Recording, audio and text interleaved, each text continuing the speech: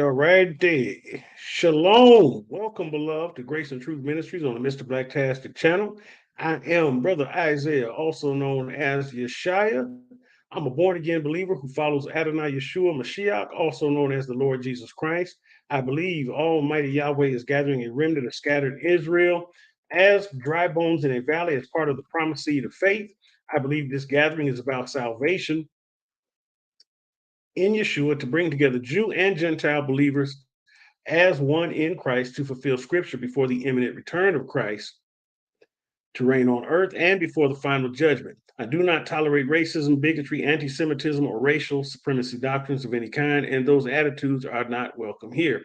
It is my sincere prayer that through the ministry, excuse me, y'all, I'm having a little duel with a little bug that I just won. And that's kind of why I sound messed up or flustered while I'm reading through this. So I didn't just won the battle of bug foo. Let me continue at least reading the last paragraph or reciting it correctly. It is my sincere prayer that through the ministry of the scriptures by the Holy Spirit, I may serve my generation as a prophetic voice to awaken Israel and all in need of salvation through the gospel of Yeshua Mashiach.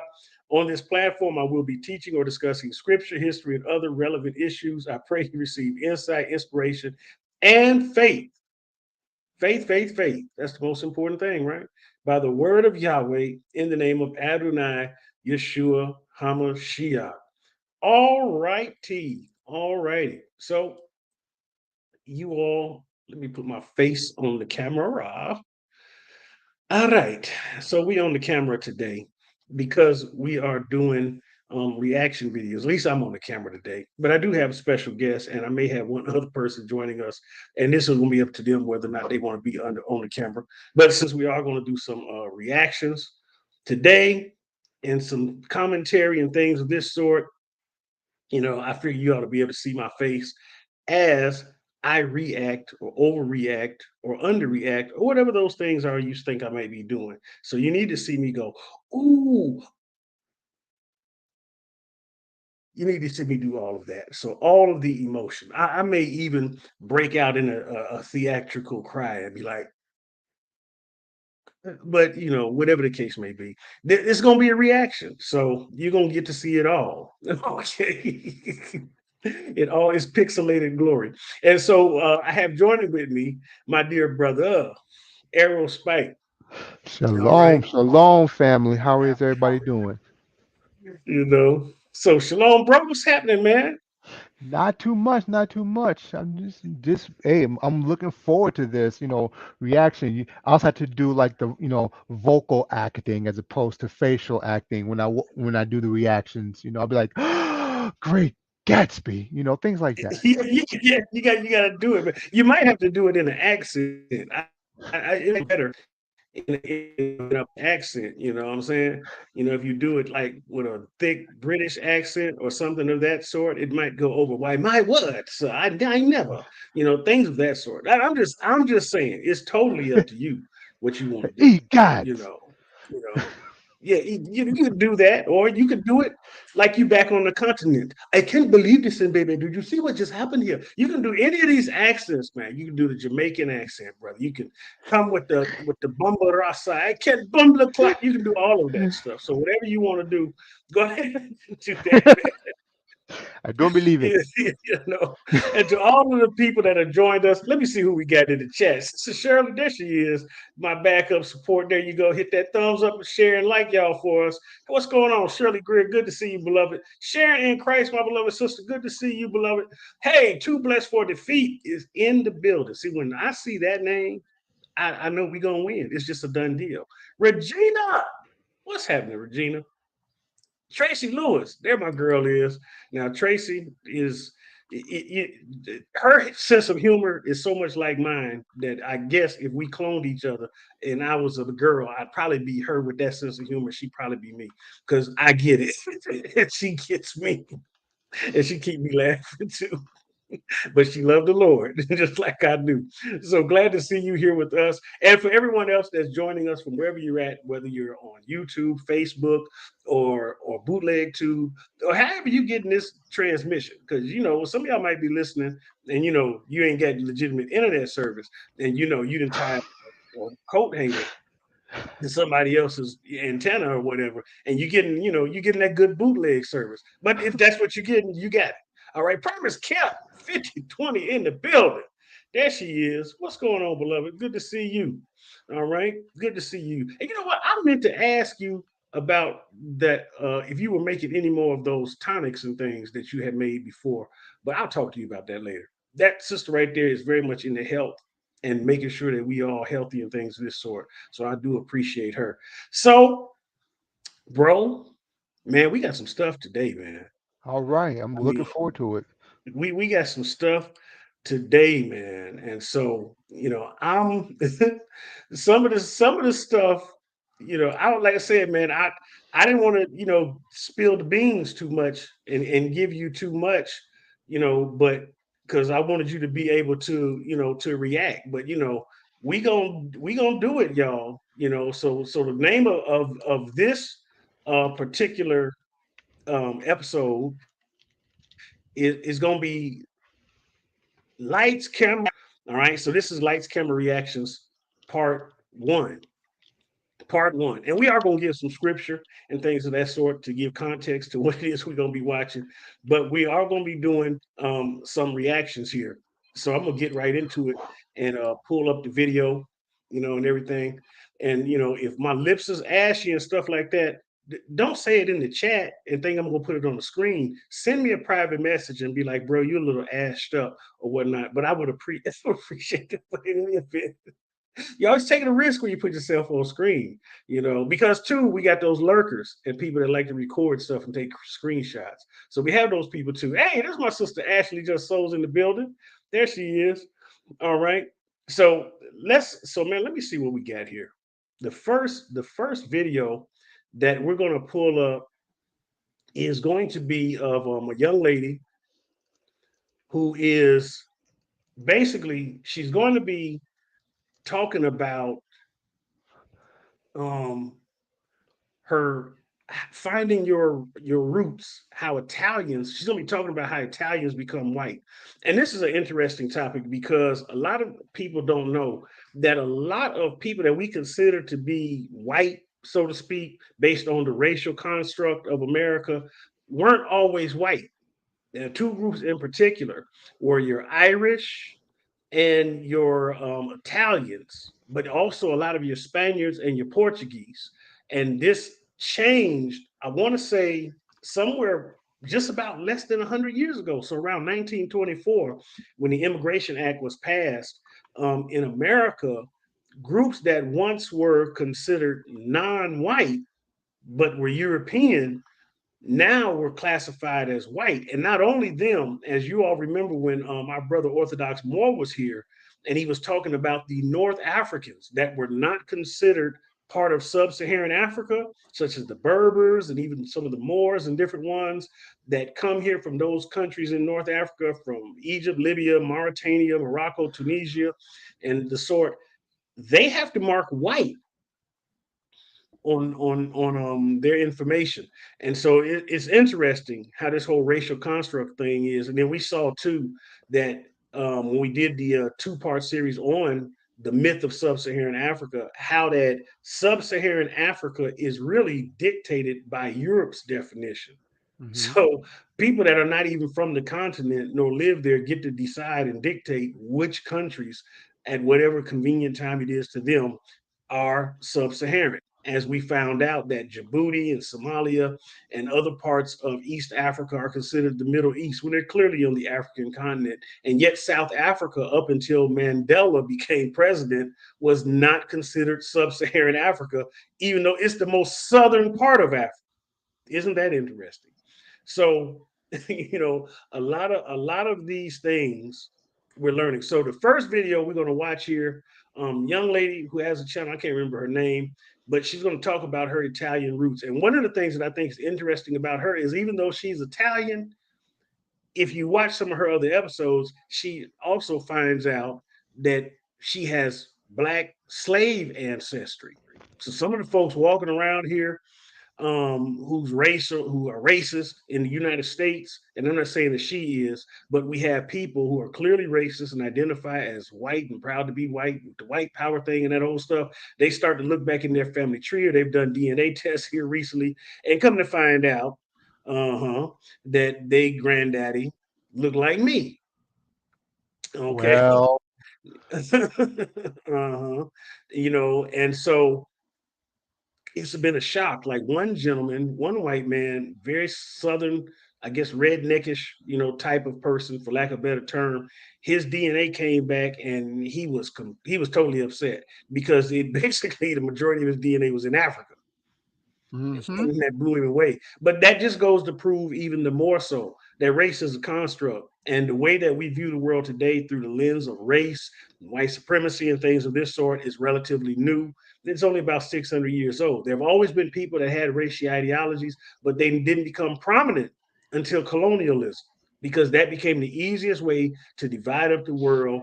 And then it was based on this economic race of poor European countries coming out of what was called the Dark Ages, the Black Plague, and all of these other things, and the Renaissance. And so they built their economy based on the ideology of race, and it's infected the world. And I use the term infected, which I think is appropriate, yeah, it is. because more than the Black Plague, than smallpox, or even the COVID-19 virus, racism has been the greatest plague of those that I've named, because it's infected and influenced the world. And so, and we see how much is hurt the society. I had a lot of videos that I wanted to show, even to show how racial countries are outside of the United States. Like, what are the top 10 racist countries in the US? We'll probably do that next time. But this first video, all right, is what we're going to take a look at Italians and took we're gonna place react all to over it. the So let South. me Northern hold on. Italians considered. Let me pause it. Okay. So pause it and start it back over because she got started right away. All right. So we're going to react to this first video. All right. And I may pause it. You know, and Brother Aerospace says he's going to try to set up a camera. Okay, no problem, bro. If you got to go out, come back in. That's no problem. All right, Okay. if you want to do that. All right. And I'll be right so back. we're gonna listen to this, and we're gonna see what the young lady has to say. And if somebody got a question in the chat, y'all go ahead and put your question in there. Hey, I see my kinfolk, Charles West, man. What's going on, brother? Good to see you, man. It's always good to see another West in the building. So we're gonna get right into it. And Ashley said, "This is a video that you watch." Yeah, this is a good video. She actually has some good content. She was in Louisiana visiting the slave quarters where her enslaved grandfather was. So I like to see people embracing their history, and I do like to see that. So let's listen to what she has to say. Lynchings of Italians took place all over the South. Northern Italians considered Southern Italians racially inferior and too African to be a part of Europe. The story of the Italian immigrants' journey from a racialized pariah in the 19th century to white Americans in the 20th century sheds light on how much race is just a construct in the United States. Italians became white because of something that happened in Louisiana. Hi, my name is Danielle Romero, and I'm so glad that you're here with me again on my channel, where I talk about genealogy, ancestry, hidden heritage, and it's amazing how interconnected the world is. Congress had initially envisioned a white, Protestant, and culturally homogenous America when in 1790 it declared that only, quote, free white persons could become naturalized citizens. Waves of culturally diverse immigrants from Europe in the 19th century changed this perception, and Americans adopted a more restrictive, politicized view of whiteness.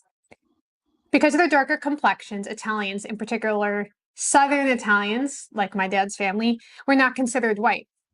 This is particularly dangerous in the American South, where Italians were the second most common targets of lynchings, and in some areas were semi-segregated. Did you see that? That's the fact that I bet a lot of people didn't know. Italians were the second most lynch group in the South. Mm-hmm. Now this coincides with some other history too about the South, such as the anti-Semitism. Now it's funny that the United States is all with the ADL and all this stuff, but during the Civil War, and you can look this up. Ulysses S. Grant was a huge anti-Semite.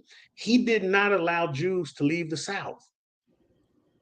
And the reason I believe for it was because he wanted them to stay in the South, probably so they could, round them up or kill them with a lot of the Southern soldiers or rebels. But he didn't allow them to pass through Tennessee into the North. And so they had a restriction even on Jewish travel. And you see again, the racism against even those that were non-Black. And of course, if you was Black or Native American, you was already getting it.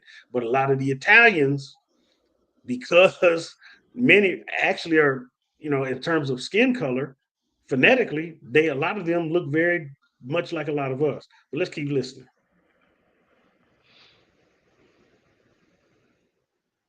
Did I hear Italian correctly? immigrants, particularly those from southern Italy, like my family, faced racial discrimination in both Italy and the United States. I was able to find some documents showing my dad's great aunts coming over. And on the manifest for the ship, they would mark your nationality. A lot of them would say Italy, Italy, Italy. And for his family, it said Italy. And then as a separate designation, South, just to let you know that they weren't Northern Italian. Northern Italians considered Southern Italians racially inferior and too African to be a part of Europe. In the United States, Italian immigrants were subjected to racist stereotypes in books, magazines, newspapers, and faced discrimination in schools, movie houses, labor unions, and public spaces. Italians who accepted what was considered a Black job or chose to live among African Americans, which was a very common thing, they often integrated into the same neighborhoods, were marked as Black, and they faced violence from the mobs in the South in the same way. A huge part of this history, the Italian American experience, is connected to New Orleans. I want to talk about Sicilians and Italians navigating the Jim Crow South because, to my surprise, Italians and Sicilians, and I'm going to use that term interchangeably because for my family, it kind of is interchangeable, but it is different. And so when we're talking about Italy, you know, you have like the boot, and my family is mostly from like toe of the boot in southern Italy. And then Sicily is this island that was its own kingdom and then became part of Italy proper. I'll probably be using them interchangeably because I use them interchangeably for my own self-identification. So between 1880 and 1920, there was an economic crisis following this unification that was happening in Italy. And there was just like a lot of social unrest, and about 4 million Italians, who were mostly Southern Italians, like my family, they immigrated to the United States. A lot of these Italian Americans and Sicilian Americans were recruited to fill a labor shortage that was produced by the rapidly industrializing United States economy. And a lot of immigrants arrived with basically the clothes on their back. The lack of formal education and the limited English proficiency that restricted a lot of Italian immigrants to jobs like manual labor and low-paying jobs. A lot of Italians kind of settled in these neighborhoods called like Little Italy. A lot of racism against Italians. This was not just in the South and not in the North. It was kind of across the board. Hold on, let me pause that for a minute here. To you all earlier, there was a picture of an Italian shining a shoe, and he was painted to make it look like kind of like a gorilla. That's what they call the WAP, right? The beast or ape-like looking Italian. And then also too, as Charles had pointed out, that Franco Harris, the Hall of Fame running back for the Pittsburgh Steelers, is also Italian, right, or black and Italian. And then you have Mike Tirico, who some of you may or not be familiar with, depending on if you follow sports, the broadcaster for ESPN. He's 100% Italian, but nobody knew that until recently because everybody thinks he's black. Phenotypically, he is. But he was raised in Italian family, Italian neighborhood, all these other things. So it just go to show you again, you can get too much into race. Now somebody might say, why are you showing all of this? We don't care about no Italians, we only care about us. And that's the problem. Because we only care about us, that's why we see the world through such a narrow lens, because we only think that just us suffered certain things and nobody else did. And that right there is a problem, because that drives our own prejudices just as much as it drives the ones against us. Because other people, like a lot of American whites, think that it's only them that are special. Because see, that only us thing will lead you to other places that you didn't know it could take you. It's only us that's God's chosen. It's only us that's special. It's only us, that deserves to rule over other people. That's how we got manifest destiny and things of this sort, which spurred colonialism, where Europeans felt they had the right to dominate, dictate, and enslave other people because it's only us. They had that same mentality. And we've picked that up from other people as well, for those of us who are slave descendants here in the Western world. And the world has adopted that. Even in China, which is a growing power, they had what was called, the emperor had the edict of heaven. He had the right to rule on the heaven. And the current prime minister actually believes that. But a lot of people aren't aware of this, and Yeah. so you see these different things, and then how too also Irish and Italians live with blacks in the ghetto. So when They the did. ghetto was created, it wasn't even originally us, black people that were there, but it was a mix of people. And the first people to actually be in the ghettos were Jews. Correct. Okay. Right. And then everybody else joined. And so when I was on the sisters podcast not long ago, Let's Talk with Sister Christina John. Y'all support her if you can. And we were talking about the development of is soul food, slave food. Well, slave food, the slave diet didn't consist of a lot of things we call soul food. How we got the potato salad, the macaroni and cheese, and a lot of these extra additions and things that we now include in the soul food diet, we got it from Italians and Irish people, because these were things that they actually created, and then we put our own spin on it. And so the cultures amongst the poor people in these ghettos kind of melded together and exchanged things. And then over time, as racism took, further root in this country. It was already rooted in the foundation, but as it spread, now people that once had some sort of camaraderie because they were all in the same economic position will begin to be divided. So the divide and conquer thing strategy is going to be used by elite whites in positions of power to start to separate peoples and discriminate even further. And the thing about it is, and it has to be said, the beneficiary was everybody else, and the detriment was to Black people because they were the only group that had been enslaved in mass. They weren't the only group enslaved. Irish had been enslaved, Native Americans had been enslaved, but they had to give up on those groups to where it only became exclusively Black people after a term. And they transported us from other countries. Other people who were enslaved got indentured, and they became free people and citizens. But that wasn't the case with Black people. So Right. it's a lot of interesting history here. Mike, you have something you want to say? No, because I say, yeah, when you look back, say where the division actually started, it was actually I'm trying to remember the exact year. I want to say it was the 1660s, Bacon's Rebellion. That's when everything began to become divided, where it was, again, you had, right, Irish working along, indentured Irish, who were, basically still the property of the landowners, against with enslaved Africans. And we're mixing up a lot. But after that rebellion occurred, that's when they started saying, wait a minute, hold, let's not do this. Let's say, hey, how about we give you some land? How about we give you a little extra perk if Mm-hmm. you just keep your eye on them folks over there? And that's when the idea of now you white, even though they in no way, shape, or form enjoyed the same privileges as the elites did. Yeah, see, Charles even brought up Bacon's Rebellion. Charles is another history head like us. He always be coming up with stuff, so we be thinking along the same lines. Yeah, it's funny. They had a rebellion over bacon. I'm just kidding. I'm just kidding. That's not what happened. But let me shut up and let Sister Romero go ahead and say what she was saying. Italian immigrants and African Americans often lived in the same neighborhoods and worked together, and they were considered basically the enemies of the Jim Crow laws. The Italian newcomers encountered propaganda against them when they landed on American soil. They were described in the press as swarthy and kinky haired and members of a criminal race. Epithets like Dago and Guinea, which was a term of derision. There was worse ones that I wouldn't feel comfortable saying on here. The penalties, though, of Blackness went well beyond name-calling in the apartheid South. Italians who had come to this country as, quote, free white persons, according to one article, were marked as Black. Italian immigrants were often indifferent towards America's racial hierarchy. And in 1899, there were 2 Italian shopkeepers and 3 customers who were also Italian.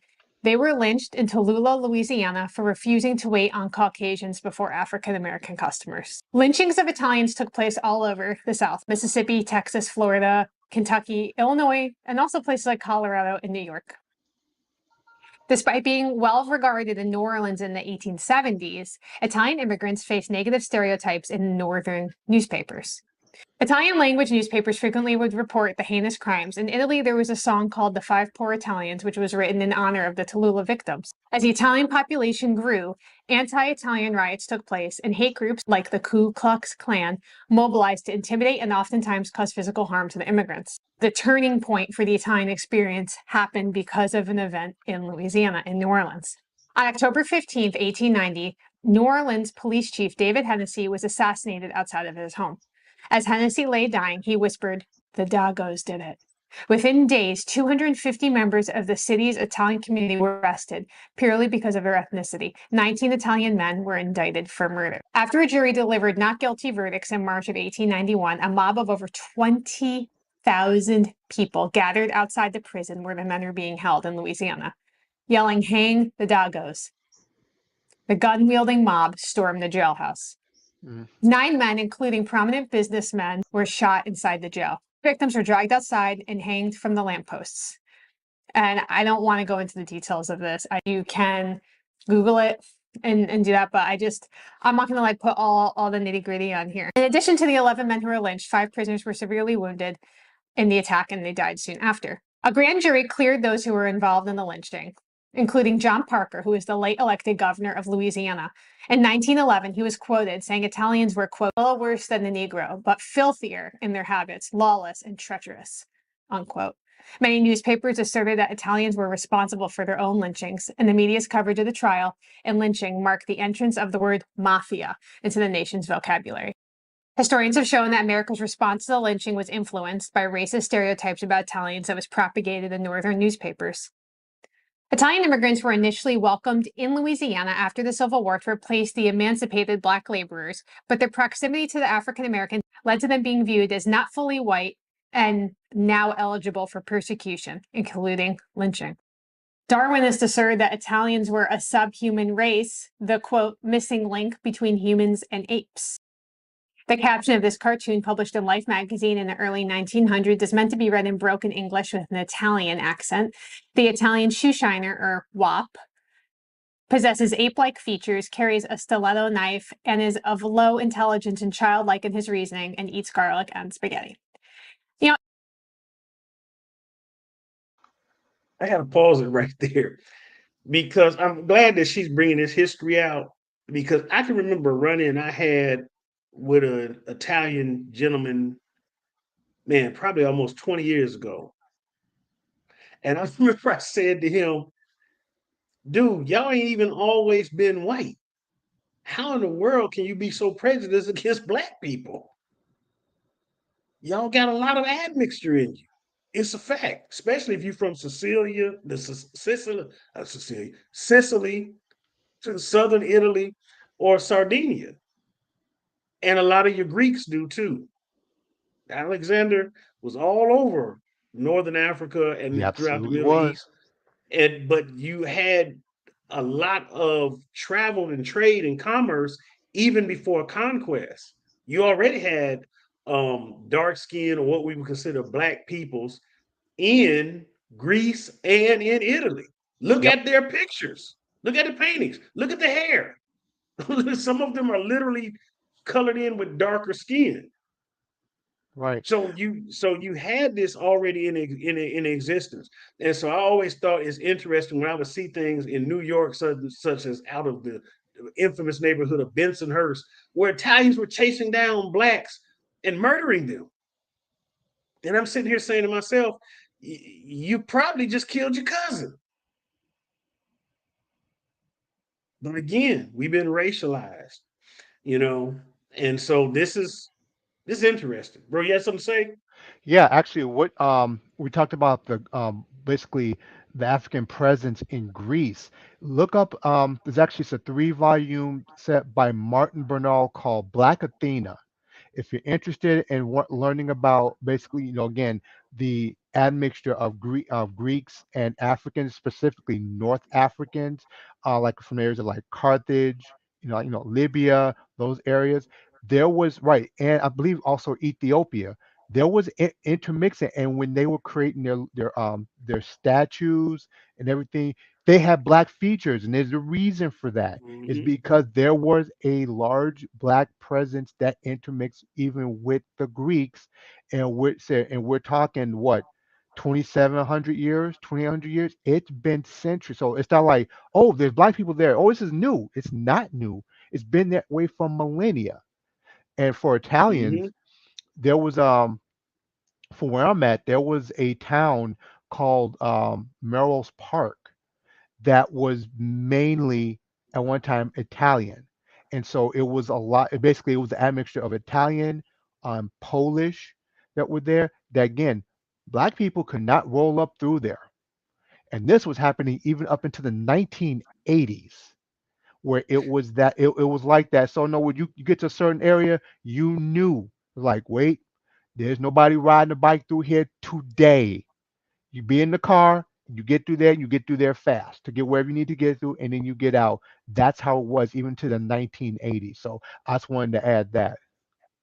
No, that's a good point, man. And Regina had asked a question as to who would Italian be in the Bible, and they would probably be between a mixture of two groups. But Nameless Soul had pointed it out, Kittim, and then also Javan. The Hmm. Javanites, where you get a lot of your Greeks or those Right. people, and they're right next to each other, the two peninsulas. So you're gonna definitely have some mixture there. Even as our sister Promise Kep has said, Hannibal left his seed. Well, I don't know about if he actually did, but I'll say this: before the Carthaginians and Romans went to war, they did have contact with each other. I mean, they're right across the Mediterranean, so there had been a long standing against trade in the Mediterranean. And Ashley pointed out that I'm glad she made this point right here, because this right here is something that this also brings out, where even prior to America, the Northern Europeans did not consider the people of the Mediterranean the same. This is true. In fact, I'm glad she brought it out, because this is the point I wanted to make. Is Hitler's not the Nazis' idea of Aryan existed before the Nazis. A lot of Europeans felt that way. They did not regard other Europeans as full European or as this Aryan idea. Correct. All the Nazis did was take an idea in existence, they fanaticized it and went crazy with it, this idea of the master race. But if you look at before Europe sprang racism on the rest of the world, they were already practicing on each other. Yes, they were. And like Sister Ashley said, for a long time, Mediterranean Europeans, because they do tend to be darker. All right. Number one, even if it was without the African admixture, let's just look at it like this. You coastal in a tropical environment. So the people gonna tend to be more olive skinned because of exposure to sunlight and things like this. But now when you start to add the genetics, we know from the Bible that there was a lot of traversing between from Mesopotamian empires and the Levant and Egypt all the way throughout the Mediterranean. I mean, Solomon had colonies in Spain and Portugal, or in the Iberian Peninsula for thousands of years, all the way back then. Sephiroth, as me and Brother Aerospike found out when we were studying together, Sephiroth, the term Sephardic or Sephiroth, people now attribute it to meaning Spain, but it means that only because that's where the Jews who went into exile, that went into an area called Sephiroth under the Assyrians, end up migrating to. So they took the name with them. But Sephard or Sephiroth is actually in the Middle East. Hmm. And so these names, and things of this sort that we hear now came from other places. Just like Ashkenaz doesn't mean German, like people think, but now we associate it with Germany. But Ashkenaz existed in Asia Minor or Turkey, and that's where that Hmm. was. And so all these different things, start to come out. And I see some other people join us. My brother, Feezy, man, bless you. Good to see you. All right. And so there's a lot of interesting stories, man. You want to add something else? And want to play the rest of this video? I'm No, running my go lips ahead. too much. All No, right. you So go let's ahead. get, Go ahead. all right. It's kind of interesting to me when there's this attempt from one group to kind of degrade another group. It's kind of just like the same playbook, right? Every single Hmm. time. And it's been interesting to me as I studied my mom's heritage from Louisiana, African American, Hispanic, Native American, like all of these groups that have kind of taken their turns in being the low man, in this hierarchy. To preserve the American racial structure that was believed to exist, the United States passed the Immigration Act in 1924, which established quotas for the admission of immigrants and that banned immigration from certain countries entirely. While earlier legislation would just place caps on immigration, the 1924 law sought to further restrict immigration of Southern and Eastern Europeans and Africans, and specifically ban the immigration of Arabs and Asians. The law reduced Italian immigration by 98.7%. So basically, no more Italians were allowed to come over after 1924. Okay.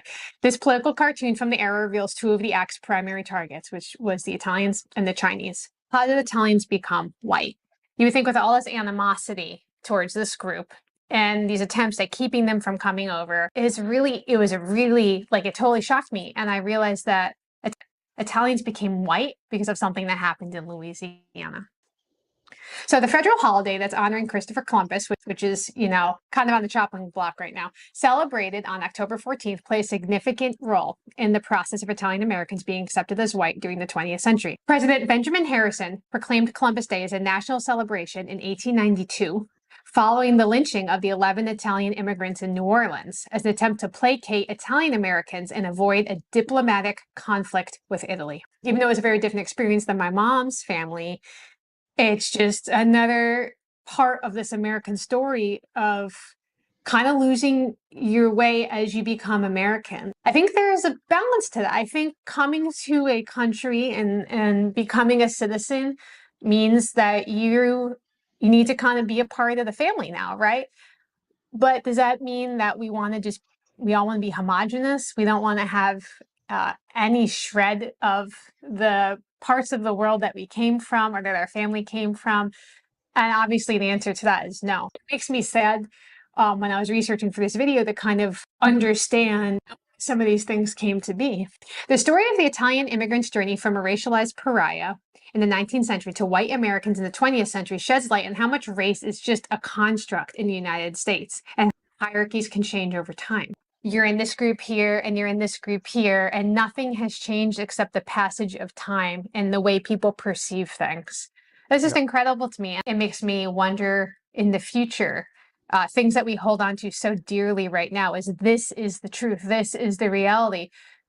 Will our children believe that? Will our grandchildren believe that? The penalties of not being considered white in America, the ripple effects of those. Today, as I've shared on this channel and many of the other videos, I grew up considering myself white.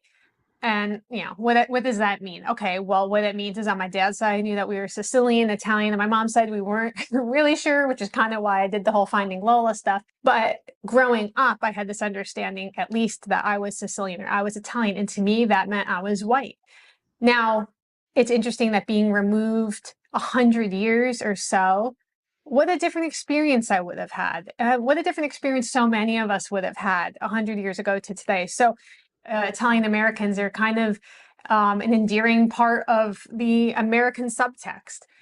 And yet the history was rough and bloody. This same structure has been applied over and over and over again to all different groups. Let me know if you were familiar with the New Orleans lynchings of these Italian Americans. I plan on interviewing my dad for the channel and kind of getting his thoughts on this. I'd love to know, what do you think about Italians and Sicilians suddenly becoming white at the turn of the century?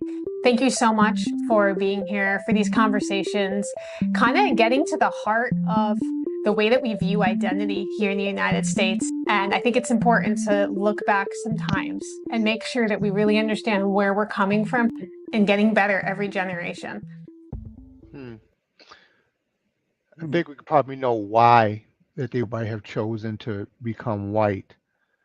Given that during this time, so she's talking about the turn of the century, and before that, think about the 1800s. These Italian immigrants would have seen how, in the time of slavery, how we would have been treated. And so just think, and so I'm seeing it twofold.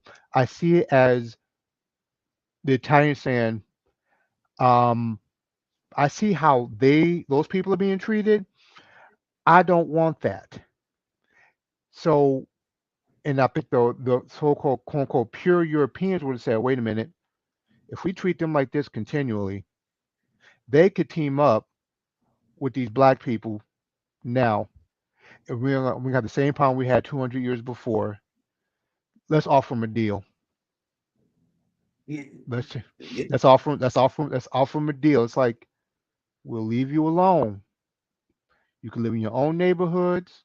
You can do all of this, but don't team up with them folks over there. How does that sound? It was strategic, man. It was strategic, And I mean, I understand too how a lot of us feel like we're the most hated because we didn't get no benefit. They didn't offer us the deal. Not at all. but they offered everybody else the deal. But I was, it's funny. Zadok may join us. I hope he does. But he and I talked about this, and he said they were wise, and I couldn't Yes, disagree with that. they I said, don't say absolutely that too were. loud, because you think about it. At that time in the country, after you didn't, that slavery just happened and it ended less than 100 years ago. You see what's happening with Jim Crow, and then you see how you being treated and you given a deal, you know. And so like I say, it's hard to criticize people from almost 100 years ago on the decisions and choices they make because we didn't get any benefit out of it. And so I understand the anger and the bitterness because I have a lot of that myself that I have to work through. And I mean, man, sometimes I think about this stuff, bro, and I just want heaven because man, there's no place on this earth, man, that I can really look to, and call home. Even if I repatriate back to the African continent, people are having different experiences there. Some Yeah, good, some bad, But one of the videos that I even shared with you, where a dearly beloved, well-known couple, in the Israelite community said they realized even after being in Africa now for the length of time they said we don't have a home. We just waiting on the Most High, and sometimes I don't know, man. I mean, like, Lord, is this by design so that we will long for you and not look for, all of these other things and stuff like that, man? Because when you learn the history of these things, man, it's hard to overlook certain things, man. It's hard not to feel some kind of way, at least for me. yeah. Let me just keep it 100. Like I say again, the way you say, if you would have known me back, I say again, like, 12 years ago or so, when I started, what you call my Afrocentric journey, again, the idea of leaving America and going back to the motherland, oh, that was like, top of my mind. I'm like, okay, how can we get to Ghana? They had the right to return. Let's time to go because I'm sick of white supremacy. I'm tired of it. I'm tired. Again, this was after, I believe it's Oscar Grant, after he, after his lynching. That's what I'm called for what it is. And then, a few years later, we had Trayvon Martin, and then we kept seeing it. Philando Castro. We see it just kept the escalation kept going over, more and more. So the idea of leaving this place was that much more appealing. It's like we got to get up out of here because them folks, they say there seem like there's no stopping them. But when you have to sit back in, when you find out again, you came into, understanding, our actual history, our actual lineage going back to the Levant, you start seeing things a little bit different. Like, wait a minute, say Africa, yes, yeah, we were taken from there, but we weren't originally from there, and we have to remember that, Yaakov and Esau were twins. That means Esau is in Africa too. So where will we go? And say we might be going right back into the hands of Esau and don't even realize it. Like I said, I've heard the same things. Again, this is not to say that, oh, every experience in Africa is going to be bad. It's going to be, no, I'm not saying that whatsoever. People have had good Right, right. experiences there, but the idea of saying let's go in mass to get there, that we're going to find our home, I don't think that's good. That's not the case at all. It will be, Yeah. you might find yourself in a situation where it's like you now under control of another power. They may look like you. They're not going to treat you like one of them. That's a reality Right, we had to right. we had to might think about. Yeah, I think, like I said, man, everybody's experience is different, man. Some people are getting along well in the Caribbean or South America or in Africa, Right. but wherever you go in this world, you're gonna find some challenges. And I think in some ways, by design, to make us long for our heavenly home more than anything else. Because like I say, it's. I mean, I'm still planning on going to Africa. I don't know if I'm gonna live there, but I'm still planning on definitely going. I would visit, You know, absolutely. yeah, in a to actually do some sightseeing and some visiting and things of that sort. I have some contacts that I keep up with, so I'm looking forward to doing that. Sister Ashley said she's going to traverse the continent before settling somewhere. So all right, this is Hey. Ashley. Well, we coming to stay at your house. All right. Hey, that sounds good. Like I said, I thought about it too. Like I said, going, 'cause most of us, who are taken from, West Africa, you say, I want to go to Nigeria. I want to go to, Hmm. to Ghana, same thing. I want to go to Egypt because my DNA said you have some lineage that's from that area. And I'm like, what was that from the X clan, to the east, blackwards. Yes. Say, please, by all Hmm. means. Oh, definitely, man. I mean, I still want to see, like I said, all these wonderful places, man. And who knows, Mhm. man? I mean, I may go to Africa and they might make me king somewhere and change the name of the country to Izanistan, and then I'll be, dictator for life, and y'all can come and visit me. I won't charge y'all a lot to fly Izanistan Airlines. Y'all, No, it'd be Liga Indudu Airlines. right, right, right, like those old Assyrian days. Yeah, I might find me an island somewhere. Yeah, go visit. So man, let's see here. So we got some more videos here, Mhm. man. So let me see. So the next video, this is very interesting. How and why Argentina got rid of its black population. This right here gonna cut. This is right below the equator. Y'all, Argentina, my daughter lived in Argentina for a brief time. And you know, and she told me, it's the most European of all the South American countries. And it does have a racial dynamic down there that's quite interesting. So let's take a look at this video.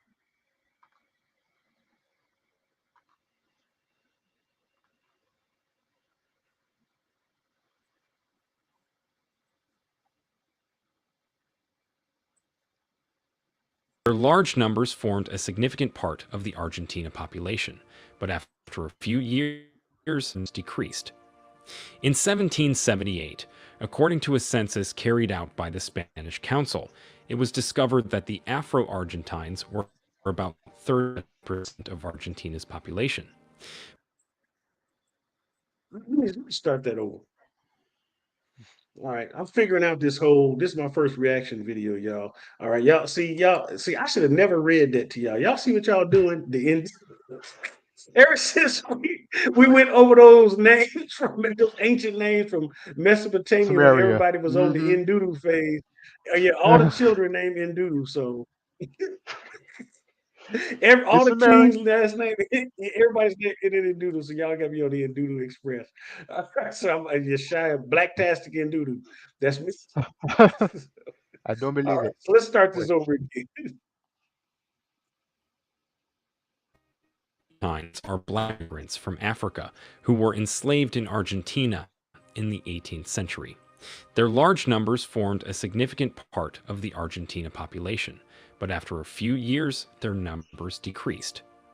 In Hmm. 1778, according to a census carried out by the Spanish Council, it was discovered that the Afro-Argentines were about 37% of Argentina's population. Many years later, they dropped to about 15% of the total population. Now the country in South America. Due to the limited population of the Afros, it's almost impossible to find them in notable careers such as sports, journalism, politics, and many more. In this video, we are going to be talking about the Afro-Argentine and what led to the eradication in Argentina. Let's dive right in. The history. In the 16th century, black people were captured from homelands in Africa and enslaved with their feet and hands chained. Some were from Cape Verde Island, while the majority were from ethnic groups speak Bantu languages from territories which comprise the Democratic Republic of Congo and the Republic of Congo. There were few Yoruba. In the 1600s, according to an estimate, 12 million African slaves got to Latin America through slave ships. But while passing through the Atlantic, about 10 to 15% of captured slaves died, and many more during the process of enslaving through the interior part of Africa. There's a record of about 40 deaths. Some of these black men were captured into Buenos Aires, which is the capital of Argentina. Their main commercial activity at the time was slaves. Slaves were forced to work in agriculture, livestock, domestic activities, and crafts. In urban areas, most slaves handicrafts for sale, while the revenues earned went to their masters' pockets. The Buenos Aires neighborhood of San Telmo and Surat had a large number of slaves, although most were in interior provinces. Due to the profit earned from this, the slave trade industry became prominent, and about 70% of the trading activities in Buenos Aires involved capturing and importing slaves from Africa. Soon, trade in the country. In 1778, a census conducted by Juan José of Ortiz showed that there was a large number of blacks in regions where there were a lot of agricultural products. The percentage of blacks was about 50% of the total population, and this number continued to increase because of the continuous importation of slaves. In 1813, the slave trade business came to an end, but slavery itself continued until it was abolished in Afro-Argentine culture and complex history that dates back to the era. The country has a relatively small Afro-Argentine population today, estimated at around 1 to 2%. Their cultural contributions have been significant and have helped shape the country's identity. Afro-Argentine culture is an essential part of Argentine cultural heritage. Buenos Aires, which was slave trade, is currently admired for its clothing architecture and structural beauty. Of rights. From the colonial period till the 9th century.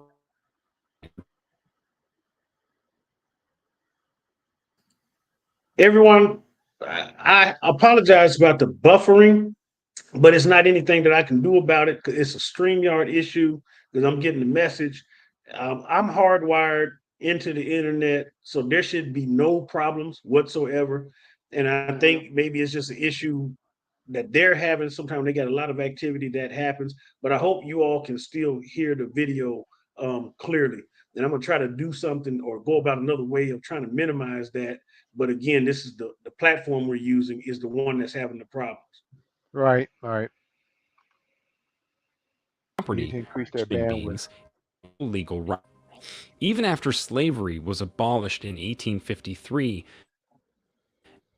Argentine segregation in men life. They were often excluded from schools, churches, and other public institutions and were forced to live in separate neighborhoods. Afro-Argentines were often excluded from well-paying jobs and were forced to work in menial or low-paying occupations. They also faced discrimination in hiring and promotion. They were often excluded from political participation and had little representation in government. They were also denied the right to vote until 1912. Many Afro-Argentines lost their land and property due to discriminatory laws and practices. They were often forced off their land or had their property seized without compensation. Black people couldn't attend universities before the law got abolished in 1853. The white children had a longer number of schooling years than the black children because of racism. The 14 schools in Buenos Aires in 1857 only admitted 2 black children, although 15% of students that year were of color. Did you hear that? Yeah, man. Whew. 2 black That's it. children. Now, if you want to, one of the ways, if you want to oppress or marginalize or minimize a people, one of the ways you do it is by denying access to education and information. This is why when slaves were brought here to the West, they were not allowed to read. The tagline has been that they were in the past has been that the slaves were illiterate. That's No, not they true. weren't. Many of the slaves already, even in West Africa, knew how to read and write, and there were parts of Africa that had higher literacy rates than Europe. Yes, And sir. not That's only could facts. they read and write, they could do it in multiple languages. So many of the slaves, your ancestors, that were put on those ships were polyglots. In other words, they spoke multiple languages. And they even wrote in multiple languages. And some of them knew science and medicines and other things of this sort, but they knew it from the African cultural perspective and not from the European perspective. And when Right. they got some of those slaves over here and they found out what they could actually do, a lot of times they would use them for certain areas and things of this sort. Some of the house Negroes weren't necessarily sellouts. They were just Yes. highly valuable. The same way Babylon and Assyria took the best of what Israel had and then put them in the king's palace and in other rich rulers' places. That's what slave masters also did. When they saw that a slave had a particular level of intelligence or expertise, they put them in positions that would benefit them the best. Some of the house Negroes were some of the most revolutionary. Yes. You read stories like Uncle Tom's Cabin and things of this sort. Everybody talks about calling people Uncle Tom. Uncle Tom was the good guy. It was Sambo who was the bad guy. So the house slave oftentimes knew what the master was doing, where things were at. They sometimes would bring the slaves better food and sneak things to them. So not all house Negroes were sellouts. Right. Okay. But even as slave masters picked up on this is why some of them house Negroes end up looking like the master. Because the slave master were like, well, I'll make my own house Negro, and started having babies with the slave women and things of this sort. But these are things that you need to understand. The access to information, right? We got an invader. David Ruffin. They were rough in here. Ooh, it's gonna be off the chain, y'all. They're gonna sing. Go ahead. What you gonna sing for us? Ain't nobody come to see you, Otis. Nobody. They was just waiting for me to show up. So mute your mic so I can have my moment. Oh, What's up, okay. man? What's good, bro? What's going on, man? I'm glad you was able to Shalom, join us, family. man. We What's getting up, in these Errol? reactions, man, and learning some history, man. Wait. Hold on. This what Go Errol ahead, bro. Spike Say look something to like. the people, man. Yep, This what this is Errol what I Spike look like. Don't be look. afraid. This is what I Why look you like. Yeah. why you look like one of my cousins or something? Hey, we might be family. You never know, bro. Can I borrow $20? No. Okay. Yeah, that's family. They asked for something already. Hey, bro, hey, peace and blessings, man. I seen you was on, bro. I saw you sent me the link, and I was just getting home, and I tapped in. I actually went on YouTube, and I saw you were playing that, that thing about the brethren who were sent into South America in the 16th century, and I'm like, well, why are you showing that? That don't prove the 400 year. So so yeah, I was like, well, let me go ahead and come on here since I got a little bit of time. So yeah, man, I'm just here, man, to kind of listen and get a feel for what's going on, and I'll help where I can. But I appreciate the invite. Look, you see Kendrick. Okay, Wow. all right now, all right. Salute, you legend. know. Yeah, man. So yeah, we going through this. So this is our second video, man, that we reacting to, man. They're talking about, how Argentina basically minimized or almost nearly abolished their black population, man. Bro, that is Yeah, to not it's crazy. attribute what was happening Mhm. almost a century or more before there was even any blacks brought to the North American shore in any meaningful way. I mean, those brethren who were stolen off the Baptiste from being sent to South America. A ship, Hmm. a Spanish ship got robbed, and the British aren't the ones who brought them here. Some pirates brought them to brought them to Virginia and sold them to some people. That's not the beginning of the British bringing Negroes here. Right. That didn't happen for about another 30, 40 years once the British seen, hey, they started taking cats into Jamaica and then started bringing people to South Carolina and Georgia, Right.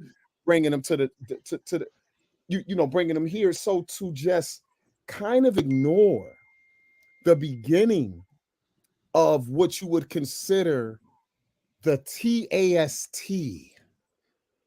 and to kind of leave those brethren out to have a North American Virginia Company 13 colonies specific doctrine in order to create a bad exegesis of Genesis 15 is damn horrible. And it shows no real concern for the plight of our brothers and sisters coming from Cape Verde and other places for a century before any of our other brethren started to be the second drop-off point, because whoever got brought here were still being brought here secondarily to the British filling their colonies in the Caribbean. Mm-hmm. Yeah, we were just listening to. I digress. Yeah, no, we were just listening to the stat where it's talked about. I rewinded just a little bit so you can hear it. Only 2 blacks were in school at one particular time, man, here. So they were limiting access to education and other things to minimize the black footprint in Argentina and its influence on Argentine society. As Argentina, became more in alignment with European society. So this is interesting. The law got abolished in 1853. The white children had a longer number of schooling years than the black children because of racism. The 14 schools in Buenos Aires in 1857 only admitted 2 black children, although 15% of students that year were of color. They had no access to their healthcare centers. All of these resulted in their poor economic and financial status. What led to the decline of the Afro-Argentines population? The Afro-Argentine population began to decline in the late 19th and early 20th centuries due to a combination of various factors. One of the main factors is the abolishment of slavery in Argentina in 1813. This led to a gradual decrease in the number of enslaved Africans and Afro-descendants. Its decrease was a result of an absence of a legal mechanism for importing new African slaves into the country, hence limiting the growth of the Afro-Argentine population. The Afro-Argentines and Argentines War also reduced the black population. A war broke out in 1810, and the Argentines fought for their independence. In 1816, they finally got their independence from Spain. However, the black men who were slaves during the war were forced to fight at the battlefronts. This led to a large death casualty of the black population. They might have assisted in fighting for independence, but the Argentines also used it as a way of reducing the population of blacks in their country. Wait a minute. I got to pause right there. Because Charles mentioned this earlier, and we just heard it. If you ever thought that racism only exists in the United States of America, well, you find that you're learning differently here. Because this right here, whereas in the United States, they wouldn't even let blacks go to war because they didn't think we were capable. We had to, in every war, we fought in every war, but it was always, we had to fight for the right to go to war. In Argentina, they took the black soldiers and put them on the front line and used them as human shields or cannon fodder, basically. Yep. To knowingly minimize the numbers of blacks in the country of Argentina. And there's something that's happening here too that I want you to watch that he's going to bring out. Because as you eliminate the men, you leave the women vulnerable and without men to do what? Produce children with. Correct. And so this is going to be another contributing factor to the reduction of blacks in Argentina, because you're going to find out what happens to the women. Mm-hmm. Maria Remedios del Val was one of the notable slave soldiers who fought during the war, alongside her husband and children. She fought in several battles and was known as Madre de la Patria, meaning Mother of the Nation, for her bravery and dedication to the cause. However, she lost her husband and son in the war and died of poverty in 1847. Another notable slave is Jacinto Ventura de Molina. In 1773, he was born into slavery in Buenos Aires and fought in the Wars of Independence. He was wounded in the Battle of Salta in 1813 and died shortly after from his injuries. Are you enjoying this video? Like and subscribe to the New Tourist channel. Do not forget to turn on notifications so you get notified whenever we upload interesting videos like this. Let's continue. In the late 19th and early 20th centuries, the government made a call for European immigrants, and this caused an increase in the number of white people due to the Europeans who migrated. With more European immigrants in Argentina, the prospects for a whiter country were achieved. Due to interracial marriages, a new mixed race was created, and this kept reducing the black skin color. The European immigrants affected the labor market, with former slaves and their descendants facing increased competition for employment. There was a rise in economic competition, combined with racial prejudice and discrimination. Deteriorating health conditions was another major factor that led to their decrease in population. In 1864 and 1871, the Afro-Argentines lost a higher percentage of their population to cholera and the yellow fever epidemic, respectively. Many Afro-Argentines lived in precarious conditions, with limited access to basic services such as clean water and sanitation. Moreover, they faced discrimination and social exclusion, which limited their access to medical care and other resources that could help them prevent or treat the disease. They often had to rely on traditional medicine and home remedies, which were not always effective in treating the disease. This led to most of their deaths. The whitening cream and interracial marriages. As a result of the loss of black men in the 1810 war and the diseases, black women became the larger part of the Afro-Argentine population. This largely contributed to the rise of interracial marriages in Argentina.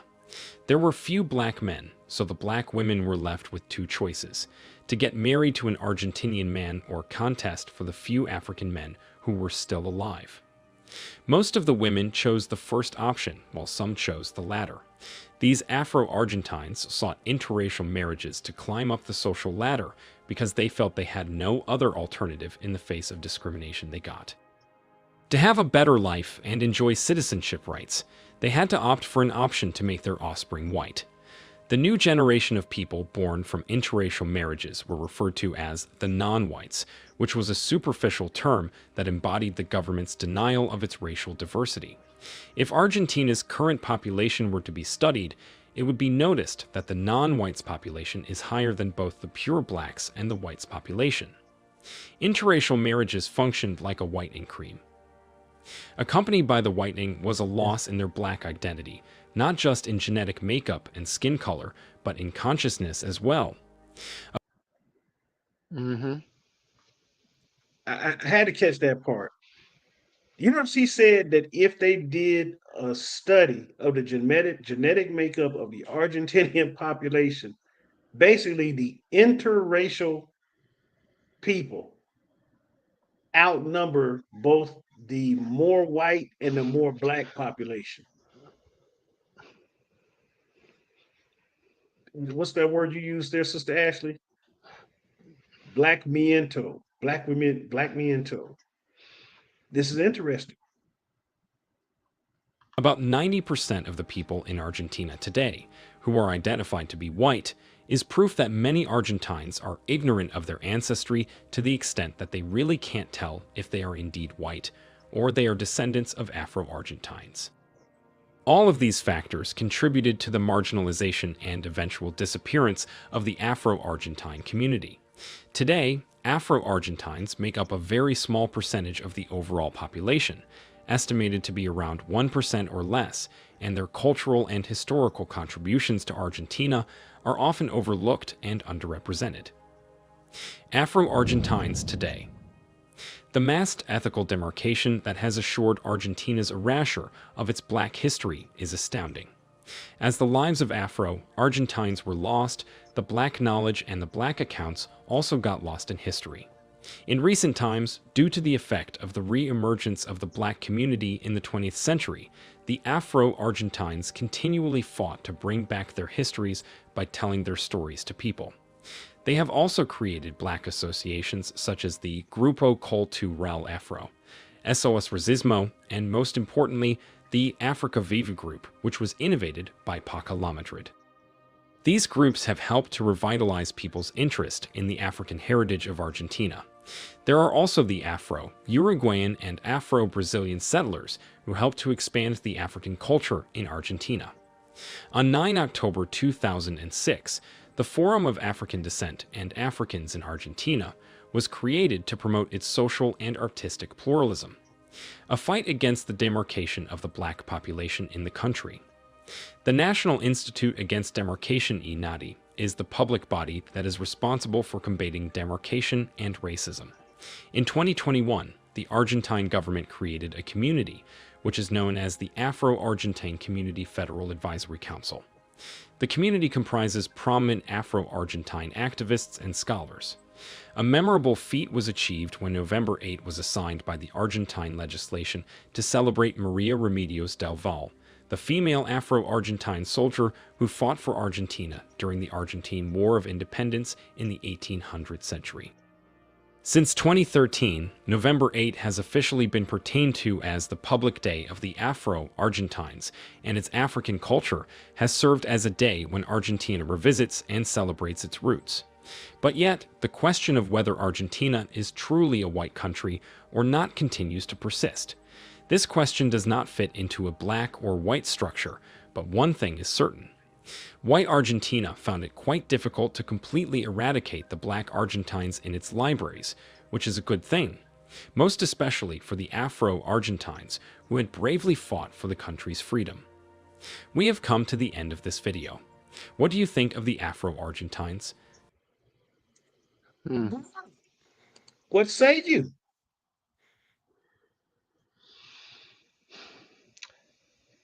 It sounds like, you remember what Frances Cress Welsing talked about in her books, the ISIS paper, talking about the idea of genetic annihilation. Mm-hmm. People thinking like, oh, that's a new concept.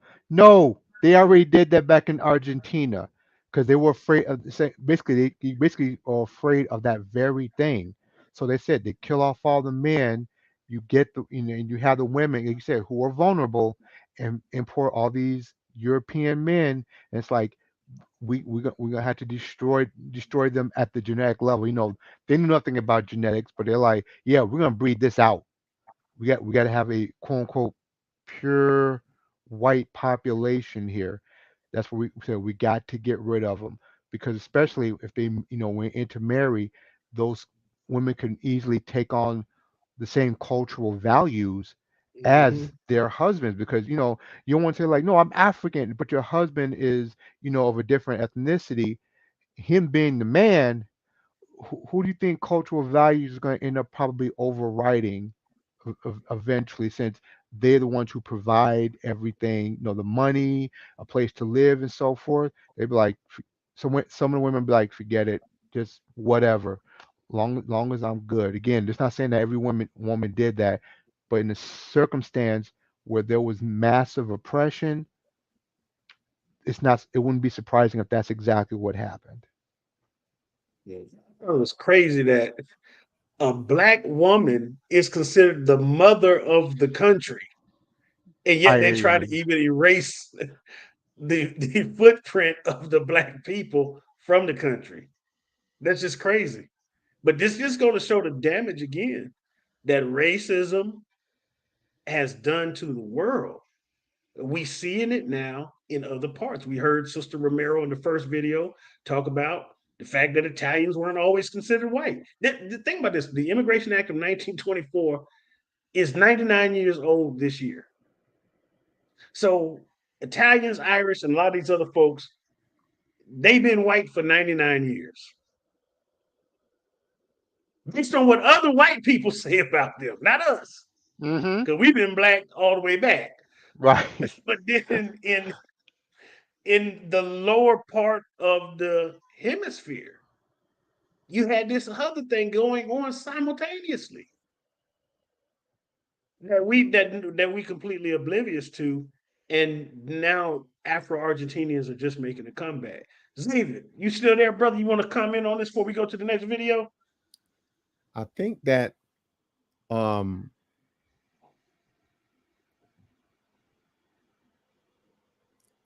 the idea of slavery ending there in quote unquote 1813, and then the perceived strength among that class of people, the slave class, the forced slave class, and the threat that them being educated, basically, if you treat them like the full citizenry of, you know, those who have brought them there over the last 250 to 300 years, leave them alone, give them the same rights. And there's a concept in the minds of the oppressor that these people, by strength of intelligence and ability, can become the power structure here. Mm-hmm. So there's a systematic idea of keeping the birth numbers low, allowing them, whether it's through conscripting or volunteerism with false promises, just like was done here, to put them in war and basically Uriah the Hittite them, put them in the hottest part of battle to ensure that they're more expendable. And there's so many of them that if they think they come in to fight for their freedom, they don't get to dictate where we put them in their fight for freedom and in their fight for equality and land and resources, quote unquote, if you live. And that was the equivalent of how the Pharaoh of the particular dynasty that eventually arose in Egypt, they came up with a governmental plan that was aimed at lessening the numbers of the men and the male children. So the men who are alive, and then the male children that are being produced. If you carry out this policy over time, the weakening of the people is found in the destruction and the lowering of the number of the males. Because a male always represent an opportunity to observe, learn, and then execute a plan. Mm-hmm. That's That, a good point. That's a great point right there. you know, like I said, you know, our sisters are strong because they need to be. But in the history of human beings, I mean, I love the guy. Hey, I love the Woman King movie. I loved it because they ain't even overdo her you know, her role. She was she was willingly subservient and loyal to the king the entire time. They were just women who was willing to fight because they was the ones being raped and harmed as young women. But bro, I'm gonna tell you right now, in the history of human beings, ain't no damn military ever came up on the shores of a land to take it and say, up, retreat. Look at all these women and children coming for our lives. You got a great point right there. That's a great point, man. That's a great point. And wow. I mean, that lady, the mother of Argentina, was basically the Queen Nzinga of South America. You know, Queen Nzinga, the Angolan, you know, warrior queen, you know, who one of my sisters is named after. You know, she fought off the Portuguese, and this woman fought for the independence of her nation, and they tried to literally erase, you know, her history. And I mean, it's just crazy. Like I said, you know, this world is a ball of confusion. And speaking of ball of confusion, Hey, you know what that reminds me of? Whether you like it or not, this is why, even with bad doctrine, the idea of the Israelite identity is so powerful to people like us. When you look at stuff like this and you see the purposeful whiting out of our history and true contribution for freedom based on if we fight then you're promising us equality so we can grow ourselves. And that's the one thing. Black folks still ain't never wanted to really take over nobody's country. We just wanted to be self-sufficient, and we wanted to be equal. And bro, when you look at the idea of what the Israelites represent, whether you believe they all black or not, because a lot of guys are being convinced that they are people of color, unless you're going to destroy all the Bibles, you'll never lose the narrative of the history of strength and a promise from God to a people who have constantly messed up, and through God's love are being guaranteed an end of pure justice, freedom, and your ability to govern yourself by being obedient to me. But the Davids, the Solomons, the Daniels, the Shadrach, Meshach, and the Abednego, the Ezras, the Zerubbabels, and the Nehemiahs of the world, no matter what you think of them in the scripture, they represent a strength that the whole world that's going to pick up the Bible has to recognize. And so if they can take away an Nzinga, if they could take away a Devalier, this beautiful sister called the mother of the country, when you look in the Bible, if them black folk, whether they your black folk or not, you can never get rid of the perceived strength that they represent through the protection of God. You better preach, man. Yeah, bro. I should have had an organ My back up cash app for is you, money man. sign Zavid.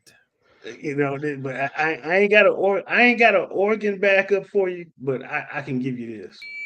God damn, that boy can sing. You must be crazy. He good. You must be crazy. Oh, we need the mothers. We need with the nurses' outfits on, their hands and the gloves with the hand behind their back. We need them to be. We need you right now. Mothers, come up here, please. Sorry, I can give you right now. Pass the collection plate. But this next video, now this is a African brother, man, that I've been following for some time now, and man, he's both brilliant and he's comedic also, man. But he has some of the best videos. His great channel, man. So the next video is titled "Africa Man is Shocked. The West Can't Define What's a Woman." So let's check it out. A woman is anybody who defines as a woman. Can you provide a definition for the word woman? Can I provide a definition? No. Yeah. I can't. If somebody identifies as a woman, then they are a woman. I think like a girl, but I just have a boy body. Do you identify as black? No, it's a serious question because you might not identify. Now we are seeing kids that are identifying as animals going to school, and they are purring instead of answering questions, and they meow, and the teachers are not allowed to question it because it's considered a queer identity. Some women have penises, right? Some men have vaginas. I was a boy, but I became a girl. So I have a girl brain, but a male body. Including men can mother. No. And play the role of a Men, mother. Father. Piers, would you... Women, mother. I'm a mother man.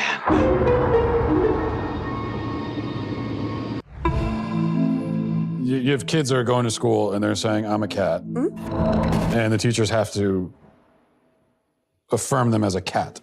Yes. Born a boy, Patrick spent the last 2 years living as a girl. Allegedly, James's mother, who is also a pediatrician, which is terrifying, I know, has been dressing him up as a girl, calling him Luna, and socially transitioning him since the age of 3. The kicker here is that allegedly the reason she did this is because he expressed interest in a McDonald's toy that was for girls. There is a country in this planet where your 5-year-old daughter can come to you and tell you that she's not a girl.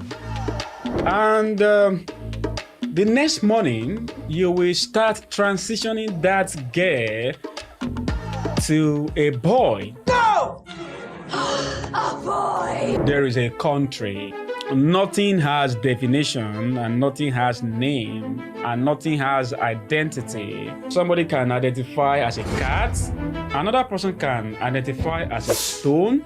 In fact, you can identify as a lizard. Oh, lizard, look a lizard. Lizard.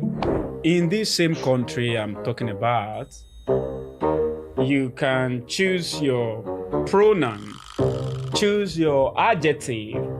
Very soon they will start choosing their noun and adverb. I am an autumn. I mean, in this country, you can live your entire life from age 0 to 25 as a man. Then you wake up tomorrow morning and announce to everybody that you are in fact a woman. A man or woman? Woman. Man becoming a woman. Then you will go and join female sports. The trans woman has said she wants to compete in the Olympics. And obviously, because you are a man, you are going to beat everybody in that sport. Yet, everybody in this country will clap for you because, yeah, you are a smart woman. Of course, I'm smart. They will call you woman, even though you are not a woman. You may kiss the man. Would you allow, somebody like Anthony Joshua to box in women's boxing in a year's time if he had the treatment? Yes, I would. There's a weak cat. This is nonsense. I'm sorry. In this same country, you can go ahead and rape some women. And 5 minutes before you get to the law court, you are going to announce that you're a woman so that the judge can take you to the prison where women belong. The reality is, this double rapist, this beast, is in a women's prison right now. We think it's wrong. Then when you get to that prison, you continue raping women who are in the prison. In this same country, nobody can define again what a woman is. Gender is social construct, and feeling is supreme over fact. He's coming right at us! I'm sure you know by now that I'm talking about the United States of the confused. Excuse me? By the way, I am not making this video to insult Americans. Instead, I am making this video to get you to see that the rest of the world is having problem understanding where your brains travel to, because gradually your country is becoming a theater. Musical theater. It is entertaining though. I consume your media to entertain myself. But at the same time, in recent years, you are starting to introduce your nonsense to us. And when we say we don't want your nonsense, you are telling us that it is a fundamental human right. So I am making this video to officially beg you, United States, do whatever nonsense you want to do. You can turn yourself to lizard. You can cut all the penises of all your boys and give plastic pennies to all your girls. Please, just keep it in your border. Do not come to us in Africa to tell us that every stupid thing you are doing is fundamental human right, and we should allow everybody in our border to do it as well. The bill is one of the most extreme anti-LGBTQI+ laws in the world. Human rights are universal. No one should be attacked, imprisoned, or killed simply because of who they are or whom they love.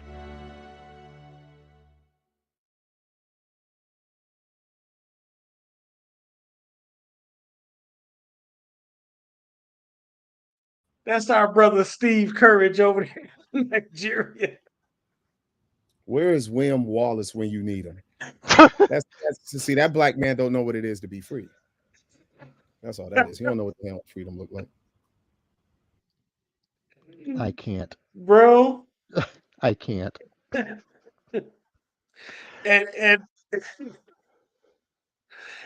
you know, to get you're hearing how people in other continents, because when I talk to people, whether it be on video chat or whatever, one of the ironies, especially that you hear from people I hear from brothers in Africa or Pakistan, or wherever I'm talking to them, is how can the United States lecture anybody on democracy and other things when it has this resume of hypocrisy? And so this next video goes right in tune with what he just said. It's going to be another video from him, but I feel like I got to run these back to back just to get the message and give us some more context of what we're talking about. Because that issue of who gets to determine what's a universal human right? And watch how he brings out the hypocrisy of the US in deciding that they're the ones that get to do it, because we know that Uganda did pass a very stringent anti-LGBT, all these doggone, they added the whole alphabet, plus symbols. And Ghana has followed suit. And more African countries are doing this. And this is also part why African nations are turning away from the United States to China. Yeah. And so, because China doesn't go in there and tell them how they have to run their country, how they have to behave. The US has always done this. You know, in order for us to do anything for you, you have to do what we want you to do. And that's why the United States is failing in Latin America and in Africa. And so here's a second video from our brother Steve Courage. Uganda's parliament has passed a bill which would criminalise people who identify as LGBTQ. People who identify as gay in Uganda risk life in prison after Parliament passed a new bill to crack down on homosexual activities. The anti-homosexuality bill passed by Uganda's parliament earlier this week proposes the death penalty for the offence of aggravated homosexuality. In our country, we will have our morals. We will protect our children. And we are making this law. We are making this law for ourselves. We are making this law for our children. We are making this law for the children of our children. Homosexuals have no space in Uganda. Hi everyone, my name is Steve Courage. Right on this page, you can find a list of sanctions and punishments the almighty United States had already dished out for Uganda just because Uganda said no to homosexuality. We are coming back to that in a moment. For now, let's try and understand some background story behind this. On 21st of March 2023, the Uganda Parliament passed a bill criminalizing homosexuality in Uganda. Be read the third time and do pass. Those in favor stand, to the contrary nay. The ayes have it. The next day, the gate of hell opened. On 22nd of March, that is the next day, the US Secretary of State wrote this on Twitter. The Anti-Homosexual Act passed by the Uganda Parliament yesterday will undermine the fundamental human rights of Uganda and could reverse gain in fight against HIV, whatever. This tweet contained both warning and threat, which we will get to very soon in this video. For now, don't forget these three words: fundamental human right, because you will hear it again and again and again wherever United States want to oppress a country. Anyway, I think the same day or the next day, the White House press secretary said this. The bill is one of the most extreme anti-LGBTQI+ laws in the world. Human rights are universal. No one should be attacked, imprisoned, or killed simply because of who they are or whom they love. Pay attention to something here. As for this woman, homosexuality is not just a human right. It is a universal human rights? What does that even mean? I think that is a brilliant question, by the way. Who should define human rights? Who should define human rights? Difficult. I mean, we have how many countries in the world? If you want to count Vatican City, is that 180 countries? So which country should define human rights? Because let's think about it. The country that defines human rights determine what human right looks like. For example, if you ask the British to define human rights, they will definitely not give us the same definition like Nigerians. So who should define human rights? Or better still, when does homosexuality becomes a human right?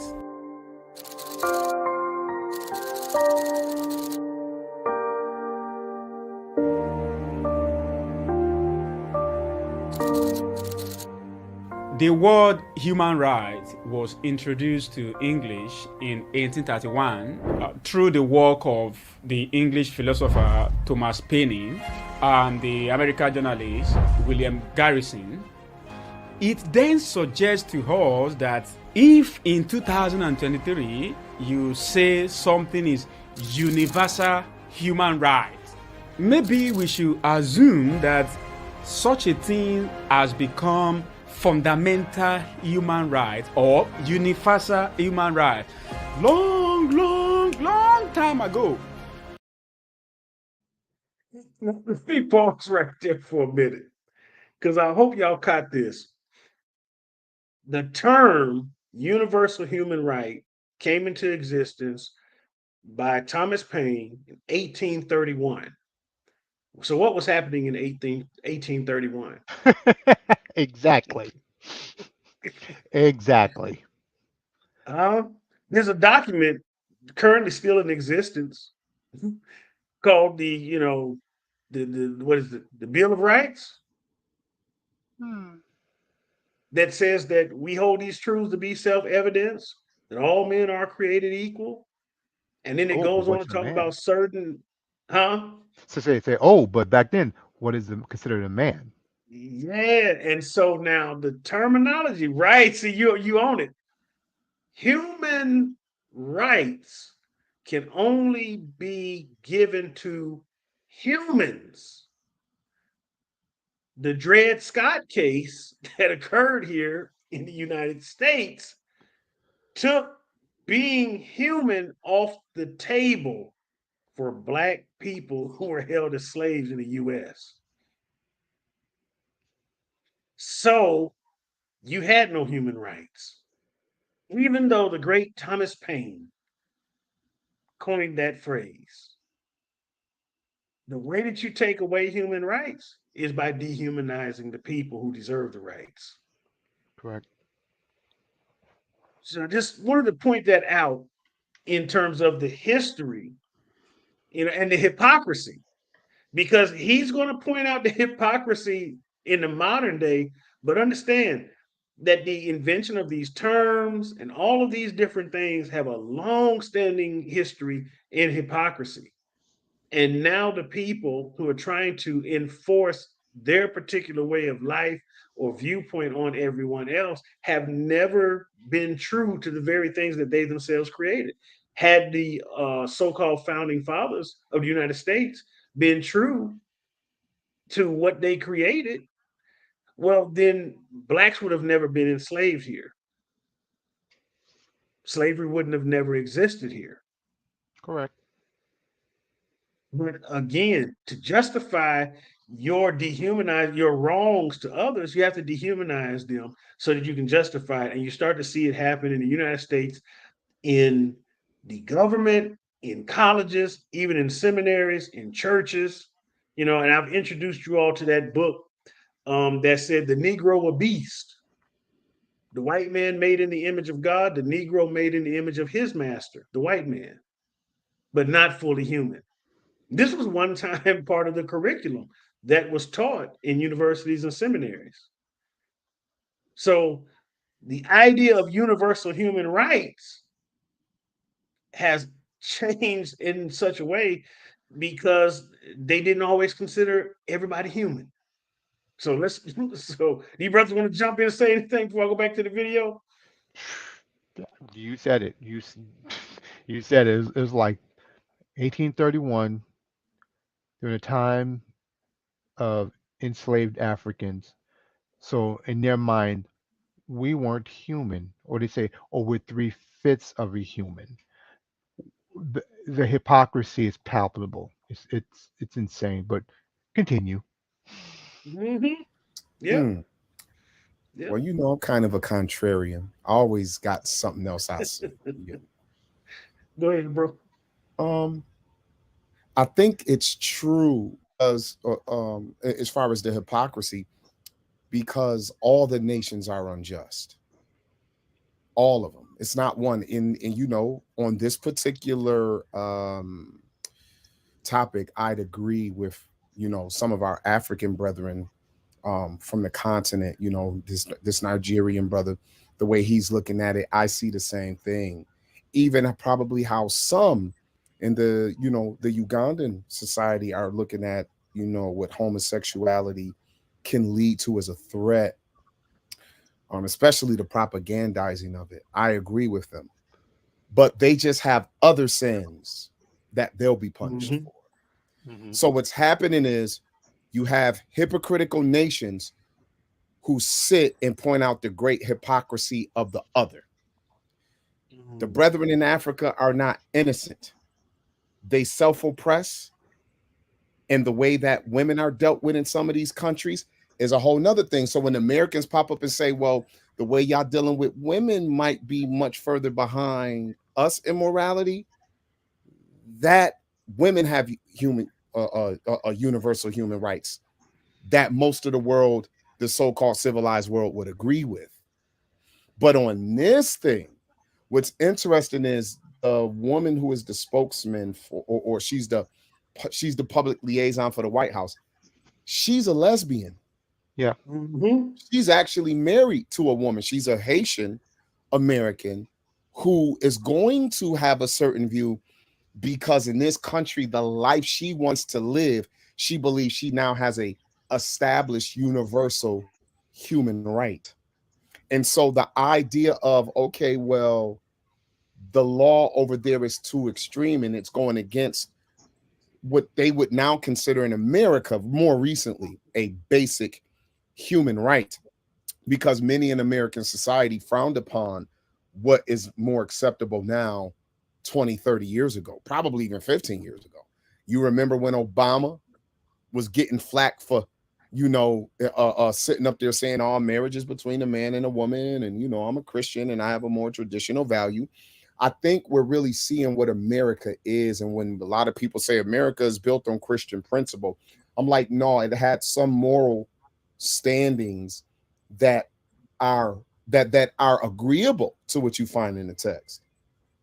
But when you look at the documents and you look at those who drew up the documents, the society, their society didn't even look like what the document fully claims, which is why through time, African Americans, quote unquote, and others have been able to point out the hypocrisy and use said documents to gain more so-called freedoms. So I think what's happening is that unfortunately, some countries are going to be wrong on some of their stances. Now I think America is wrong on this one, but the only thing they'll have is that okay, if you think homos and lesbians are wrong for that for that life that they're living, you shouldn't have the right in the modern world to put them to death for it, to say they should be in jail for life for it,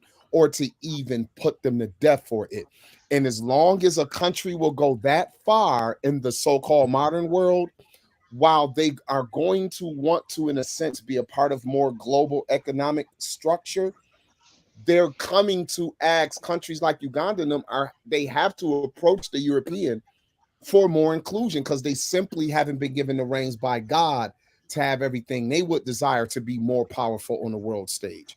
So I think that's a courageous step by them. But in order to do that, you don't get everything you want in the modern unjust world. They're going to have to be more self-sufficient. They're going to have to be willing to ask for less from European powers and the American powers because of such hard stances that in order for us to do business with you a certain way, we get to demand more of you. And when you see that everything that they're demanding isn't what you want in your society, I think it's courageous to stand up and do what Uganda has done. But the back caveat will be make sure that the society understands we're going to get less from these people. We still going to get something. But in order to hold the stance we hold, the European world, we have to ask for less, and we have to go other places, which is why China or other countries, like you said earlier, Blaktastic, in situations like these, will be able to get more allegiance because of they're not demanding those very kind of things. But then when you turn around and now what China is doing in order to eradicate the Uyghur population, turns around and becomes an issue for them on the world stage as well, because what they're doing to those people isn't right. So you see how you see what I'm saying? The sins that one country has over another, on one hand, in this argument, you're going to look right, but you're going to turn around and be found guilty somewhere else. And that's why I believe America is the second beast in the book of Revelation, because of what it's doing and because of what it's trying to force the world to create their societies in the image of. Ancient Greece and Rome had practices that will be repulsive to Africa and other places on a larger scale. And now that they're becoming more normalized through bad legislation, I believe more unjust legislation, that's what's going to cause stuff like this to be on the table. So in this particular topic, I think I'm siding with the brethren on the continent in this. But don't worry, there will be other things where I will side with European countries against them in other respects. That's an interesting take. You say in America being the second beast, because the second beast in Revelation is not the beast itself, but it's the false prophet or the herald of the beast that convinces everybody else to follow the first beast. Propagandist. That's interesting. Now I'll say this. This is where we probably differ. Yes, there is hypocrisy in every nation. No nation is perfect or just. We won't see that till the kingdom of Yeshua is established. But here, the Africans don't try to tell America how to govern. Because they really can't. They don't really have they can't. He's going to talk about that, this relationship of power. Because there are countries that already put people to death for homosexuality, such as Saudi Arabia and other Islamic nations. But because they have oil and other things that the United States needs, and they're in bed with the U.S., the U.S. is silent on them. Wait, hold on. Are they truly silent, or do they say there are violations of human rights over there? But these people got what we want. When it's brought up, when it's brought up, they seem to shift the conversation quite quickly. Like there's no consistency. For instance, the reporter that was murdered or assassinated by the Saudi Arabians. Well, Joe Biden said before he came into office, he was going to hold the Saudi Arabians to the fire about it. And when he came in the office, that man has been pretty much forgotten about. And he's been meeting with the prince, the crown prince, and different ones over there, trying to, finesse and get more oil and other things of this sort, and trying to stop them from partnering with Russia and all of these other types of things. And so it is much in every way, like with racism, it's a relationship of power. So it's the same thing with this. So the person that got the power is the person that feel like they have the right to tell everybody else what a universal human right is and dictate that, even though they're wrong about how they do it. And he's going to bring that out, in the video. So I'll show more of that, and then we can kind of comment on more of that after we see what else he has to say. Y'all ready? Maybe 1831, right? So the next question we have to answer is, how many countries in the world accepted homosexuality in 1831? You know the answer? None. None. None. Let's move 100 years after then. Let's say 1931. How many countries do you think accepted homosexuality in 1931? Again, none. Listen. As of April 1952, the American Psychiatric Association diagnosed homosexuality as a sociopathic personality disturbance. And what does that mean? What does that mean? It means in America, as at 1952, if you call yourself homosexual, then something is wrong with your brain.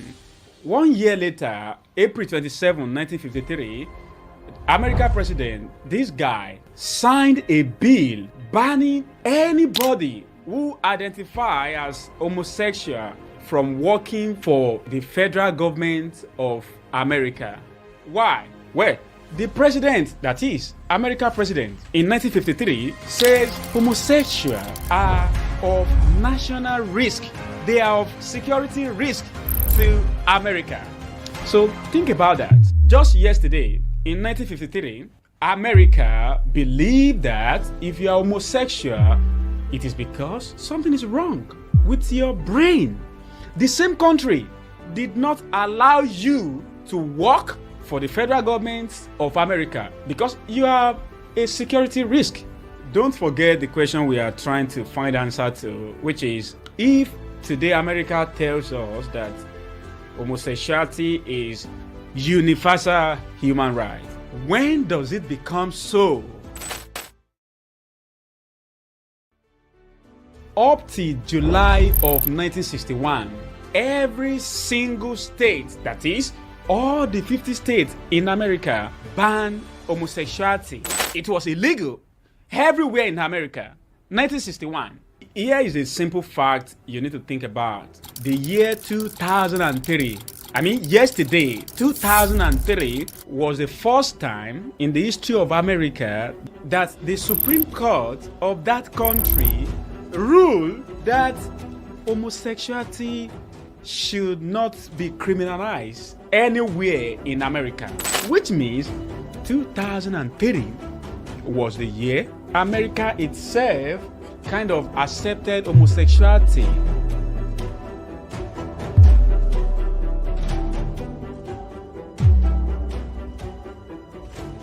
But guess what? Even after 2003, the battle for general acceptance or societal acceptance of homosexuality in America still continues. For example, on September 6, 2005, the California legislature passed a bill to allow same-sex marriage. You know what the governor did? This guy, he took that bill and vetoed it, trashed it to the dustbin. Don't forget the question we are trying to answer here, which is, when does homosexuality become a universal human right? Wonderful. That is a most difficult question. Listen to this. Up until September 20, 2011, you are not allowed in the United States to serve in the army and come to public to say, I am gay. It was an offense for a U.S. Army to publicly declare himself to be gay up until September 20, 2011. Again, the question is, when does homosexuality become a universal human right? Impossible, because you don't know the answer. Nobody could answer that question. Yeah, you see, I have the answer to that question. And the answer is yesterday, when the US says so.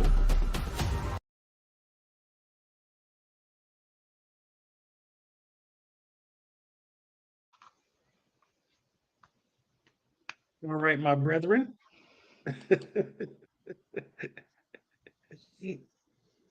So When when the U.S. says says so. so. Yeah, what that mean? What that mean? We mean when U.S. says so. Let's say, okay, say let's put it to you in terms you can understand. All right. Do you like your country to be populated or depopulated um, by weapons that can simply turn your country into a parking lot? Which would you prefer? Hmm.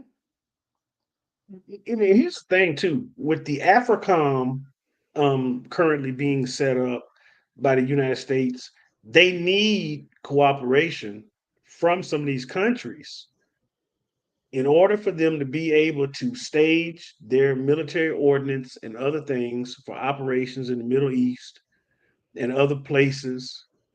And the way that I've been watching the United States go about doing things, the reason why they're losing support in Africa and in Latin America, again, it's the bully tactics. Yes, sir. That's It's it. the bully tactics. In other words, when it is because we say so. It's that way. And I noticed that the Europeans have been so used to governing in that way, and the United States really is just Western Europe across the Atlantic, and we've been one of the youngest countries in the world, but we've been dominant for quite some time now of our existence. So the U.S. is used to saying that things should be the way that we see it. I mean, we're the only country whose leader is called the leader of the free world. You listen to the arrogance of some of these terms that are ascribed to our leader. Nobody calls the prime minister of Britain the leader of the free world or any other world leader. Nobody calls Putin the leader of the free the no nobody calls them other the something that's global. But the United States president is called the leader of the free of the whole, basically everywhere where there's democracy and all of these different things. These are ideas that have been fed into our conscious or our national psyche. And so then we take these ideas and think that they're supposed to work across seas or overseas.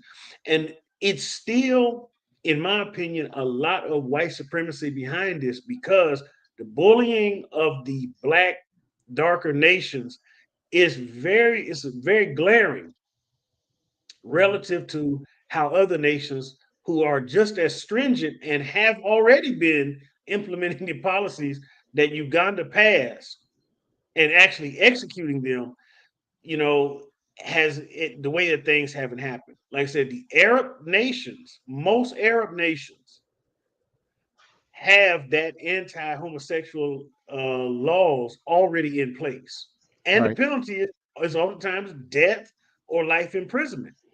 It's Hmm. in all of the so-called North African nations that aren't considered sub-Saharan Africa. It's throughout almost every nation, with the exception of Israel. Um, in most of the other Islamic nations, the Arab League of Nations, almost all of those nations already have those laws. They're already governed that way. We don't hear it though. When an African nation suddenly does it or says we're going to take a stand against it, you see, as Brother Zadok brought out, and someone else pointed out about how propaganda works, what happens? It becomes a part of the news cycle. Instantly. Yeah. It's part of the news cycle. But you don't think the Taliban aren't still beheading homosexuals and throwing them off the top of buildings in Pakistan and Afghanistan? You don't think Saudi Arabians aren't, with their secret police, aren't doing this? The Jordanians aren't doing this? The new Iraqi government or the Iranians aren't doing this? It's happening in a lot of other places where America does business. And even some of the Far Eastern Asian nations that America does business in and are allies with also take these stands. Turkey is a leading NATO member. Do you see rainbow parades in Turkey? No. No, and you No. won't. because they won't allow it. And so, but you don't see America putting pressure on those nations to conform to American ideology. Mm-hmm. You see America doing that to Africa. It's just the abuse at some point in time, is going to backfire in a tremendous way, because I think this is why in a lot of ways, Africa is going more towards China. China's helping them build infrastructure and things of this sort. China has changed its debt diplomacy function, where it's no longer doing that to most of the African countries. And they're putting themselves in a position, because now they're starting to find out that the continent of Africa is even richer than it was first believed. Like, they got megatons of oil reserves under the continent that may even put Saudi Arabia to shame. We already know they are super rich in minerals, the most mineral rich continent on the earth, and all of the other things. And so there's Africa as a continent is self-sustainable. Yes, it is. It is. But Europeans, while they're worried about China in Africa, Africans should worry about Europe and America in Africa. During this Ukrainian war, I don't know if people are aware of this. We talk about the debt diplomacy strategy of China, where they would loan a country so much money to build up their infrastructure, and then at an exorbitantly high rate. Well, they doing away with a lot of that and changing the way they operate. But I don't know if people were aware that Europeans didn't allow Africans basically to feed themselves with the food they grew. They had to sell it to Europe and then buy it back from Europe. That's just That's how it's been working. Some of sociopath. your at least 3 of your top 5 largest coffee producers are on the continent of Africa. I mean, coffee was discovered in Africa, in Ethiopia. Yeah. Yet the nations that produce the coffee, the majority of the monies goes to Europe. My cousin just got back from South Africa, Dr. Tyson, and he was in South Africa, Rwanda, and a couple other places. And so he was telling me in South Africa, it's still very much black and white. Yeah. Mm-hmm. Even after Mandela became president, he said the communities that are thriving and are rich are often white and gated, and the businesses are owned by whites, even though they're a minority by far. But the black population lives on the outside and still in poverty and all these other types of things. And so, but you have the rise now of the African millionaires and business people, African billionaires trying to change the complexion of their country. And he was telling me that he said by 2050, the Lord allowed the world to last that long. He said Africa, he said, what did he say? I think it's 1 out of every 4 person will be African on the earth. And the African economy and the continent will dominate because of the kind of industry that they're able to produce and marshal, and the technology that's being driven and things of this sort over there. And I look at the United States arrogance, American arrogance, and I don't think we've learned very much of anything. And I look at the philosophy of China. As I've said before in the past, the Western world thinks checkers and chess. Chinese play a game that's much older than both. They play a game called Go. In checkers and chess, the goal is the same: win the pieces. In the game of Go, which is maybe the oldest board game on earth, the philosophy is to win the board. The whole Now, thing. and I point that out because it's a fundamental difference in the approaches that we're seeing now. Is that the United States has always gone by the same way Europe has done it. Might is right. Kind of different. And I asked the question before, and I know Zadok, like us, is a history buff, but I had asked the question when I used to teach. I asked my class, and I asked this question a long time ago. I said, the Mongols conquered China, right? Right. But what happened to the Mongolian Empire in China? Exactly. Because the Chinese are very patient. They Yeah. couldn't outfight the Mongols, but they overwhelmed the Mongols with their culture, their philosophy, and their way of living. The Mongols then in China became Chinese. That's it. That's it. That's all. That's it. That's all. That's what happened. you know, and so for them, they're playing the waiting game, and they're very patient, and they're not as hostile. In other words, they're coming to African and Latin American nations, and if y'all don't realize it, South America is being basically mined from right out underneath the United States. China's already in like 10 different countries in Latin America.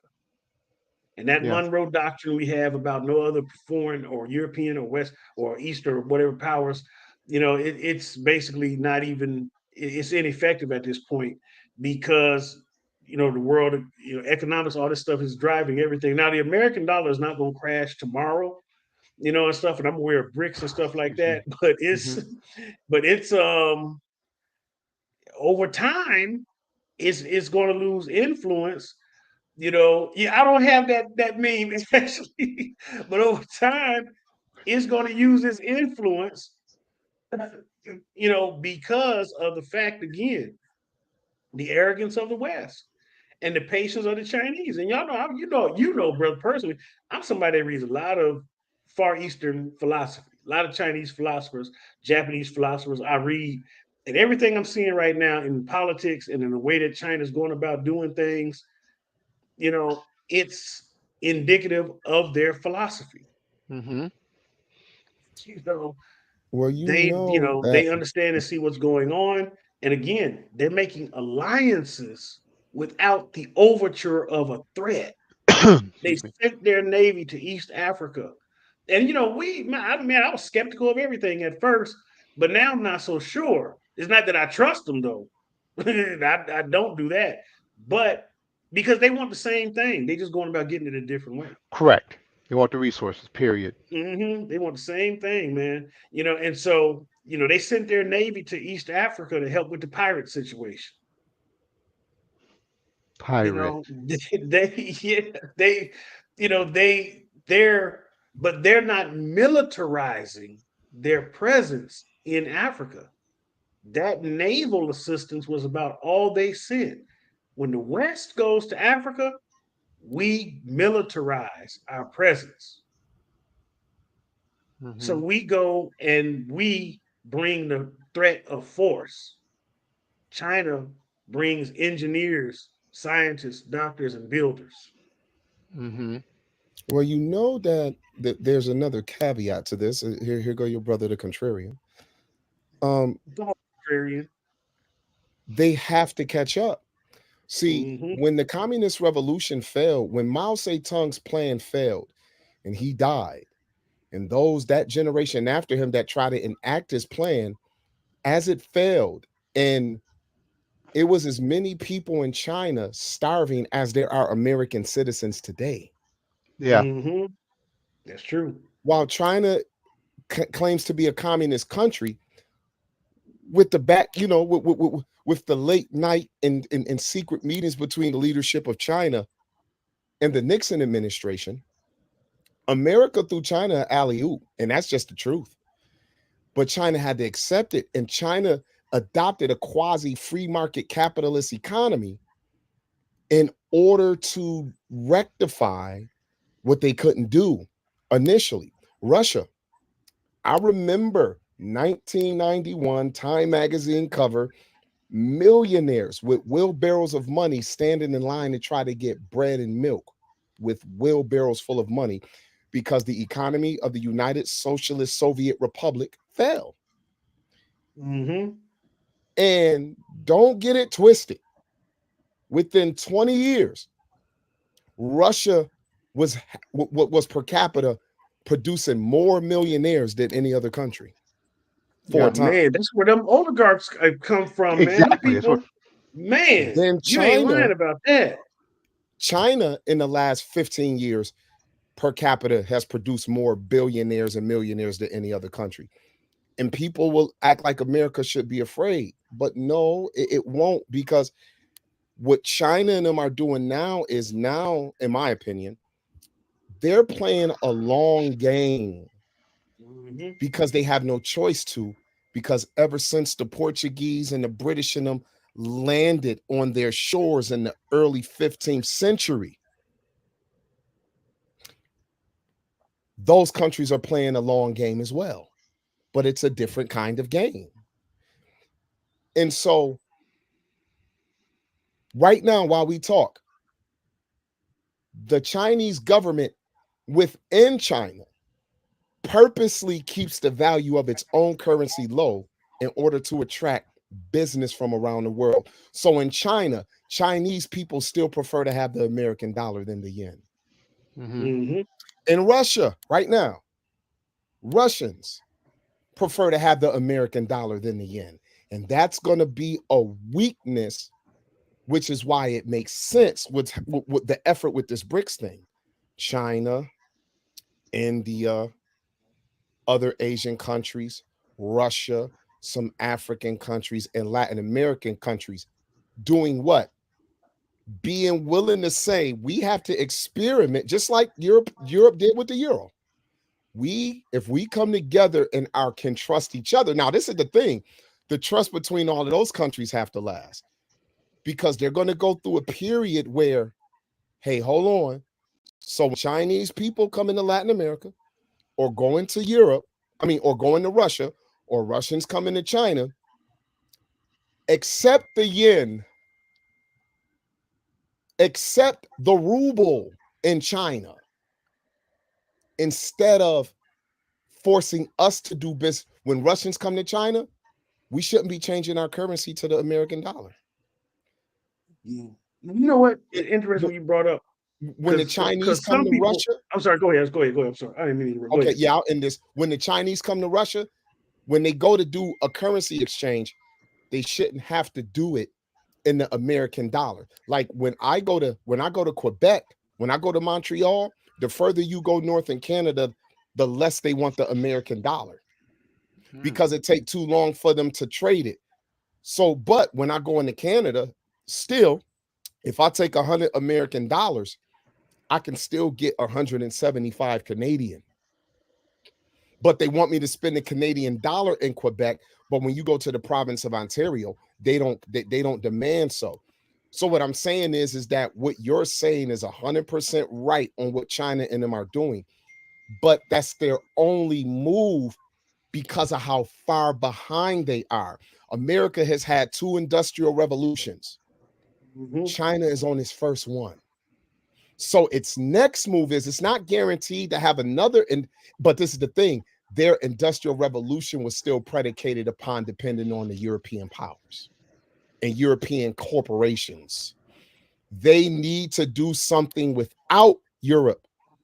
And so we're going to sit back and see if this BRICS idea, which if they can really get a good, I'm going to say, in my opinion, 35 to 50 year run, it'll have its up and downs. But if they don't, if they stick to it and they can trust each other and not fall away from it, by the time you probably get about 50 years from now, they can, not that the dollar would necessarily be gone, but when you go to those countries, anyone within the BRICS would now value the other country's currency equally the way that they value the American dollar in every single one of those countries now. Let's see what happens. But if they can make it work, that's where the game changer will now be, that more than half the world will do business with each other without needing the United States currency to do inter-business between one another. And if that happens, that's going to be a game changer like no other. But, we may not be around to see that. Right. So we're Brought talking that up. basically. You're Go talking. ahead, Mike. No, so I said. So basically, we're looking at things how they would be around the early 22nd century, late 21st and early 22nd century. If they can last, like say you said, to the 2070s, or maybe even like the 2110s. Yeah, then that's something.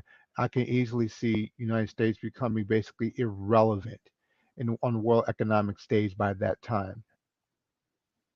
Yeah, that's I'm glad you brought that point up because that's the other thing too. Addressing the issue of the dollar following.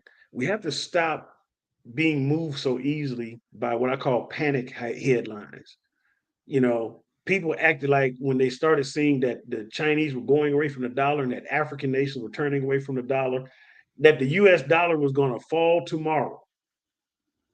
And I don't think people have a real grasp on the economics of it, how long it takes to replace or it will take to remove the US from the dominant position. Right now, about 70% of the world's business in terms of international trade is done in the US dollar. Somewhere between 60 and 70%. About 7%, maybe even less than that, is done in the yuan. So it's going to take a while for BRICS to really become able to replace or supplant the US dollar. But in the present time, what China is doing, though, is building the coalition to do it. And like Zadok was pointing out, bringing in other nations that are saying, okay, we're going to make the move with you.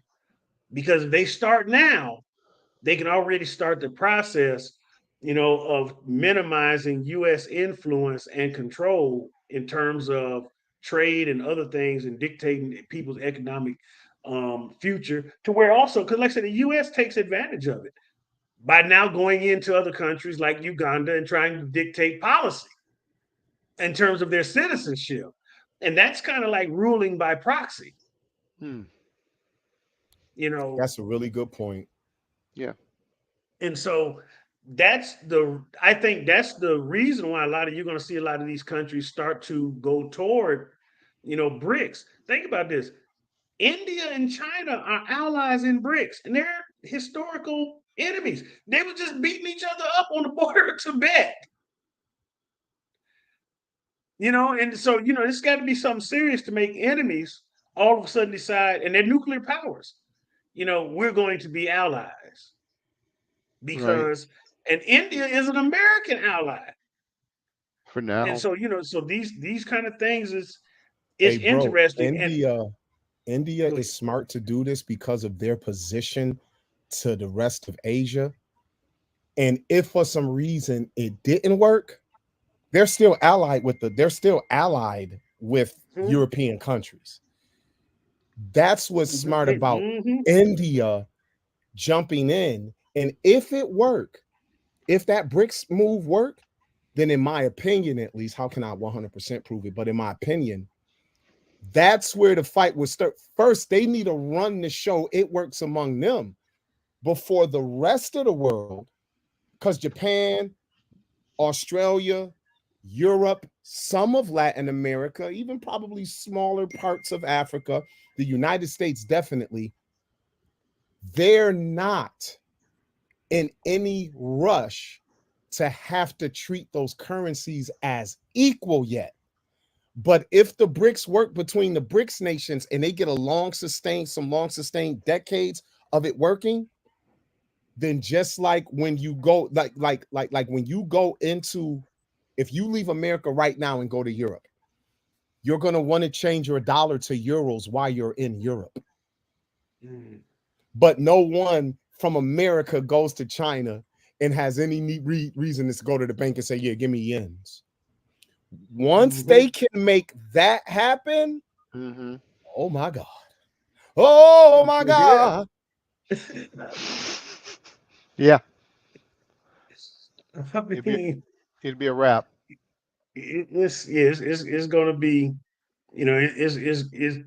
it's going to be interesting to see how the world, economy, is going to shape up. And like you said, if the Lord so tarries, we more than likely won't be here to see it. And I can't even say that I'll be sad to miss it, because this world, the way that it is right now, it just makes me more and more each day desire to be with the Lord. This I wasn't even gonna play this last one, but this is like a minute long. I'm gonna do this just for the sake of it. because this is all the more reason why I'm ready to get out of here. The Bynum said, God told her to tell 21 people to sow $1,000. Watch this. 21 people in this building that God said will give $1,000. He said 21 people in this building, come now wherever you are. Give me an envelope. Give me some envelopes. He said 21 people, come now wherever you are. $1,000 ain't nothing in comparison to what God's gonna do. I didn't call for buckets yet, y'all. It ain't nothing. There's promotions that you want. You're not gonna get it until you make that sacrifice to God. Line up right here. I know what I'm talking about. Older and younger. I know you in here because the prophecy don't lie. The Spirit of the Lord don't lie. The Spirit of the Lord don't lie. The Spirit of the Lord don't lie. He's not a lying spirit. He said 21 people in here. If God wasn't talking, nobody would have moved. He said 21 people in this building. That's what he means. He said 21 people in this building. How do I know God is talking to me? Because you got it. That's how I know God is talking to you. Because it's in your account right now. Because it's on your credit card right now. That's how I know God is talking to you. Juanita Bynum said, God told her to tell 21 people to sow $1,000. If I'm not mistaken, 21 times 1,000 equals 21,000. So it would cost 21 people $21,000 to receive a blessing. Now, why can't she tell 21 countries they prophets to the nations, right? They'll never have no prophecy for the nations. They'll never go to the UN and say, I need 21 countries to give $1 billion so we can end world hunger. I need 50 countries. I cannot participate in slander of the prophetess. I cannot. I'm just saying, they prophets to the nations, right? Bro, that was nobody's so at the damn. UN saying I need 21 countries. Okay, I'm triggered now. I'm triggered. Uh-oh. That I threw that out there at the end. What do you sure I was gonna do? That is foul. I just felt like I watched the most evil thing in the world right there. What the? What is, man, bro? Oh my goodness, man, oh man, Bruh, I came out of the Word of Faith doctrine when I was a young believer.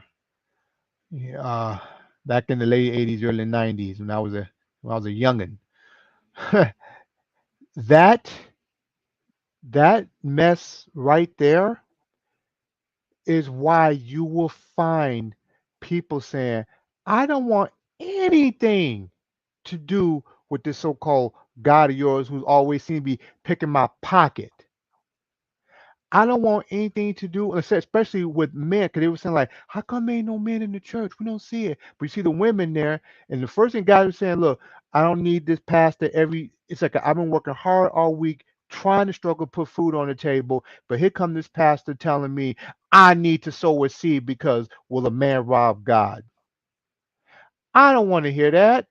I don't want nothing to do with that.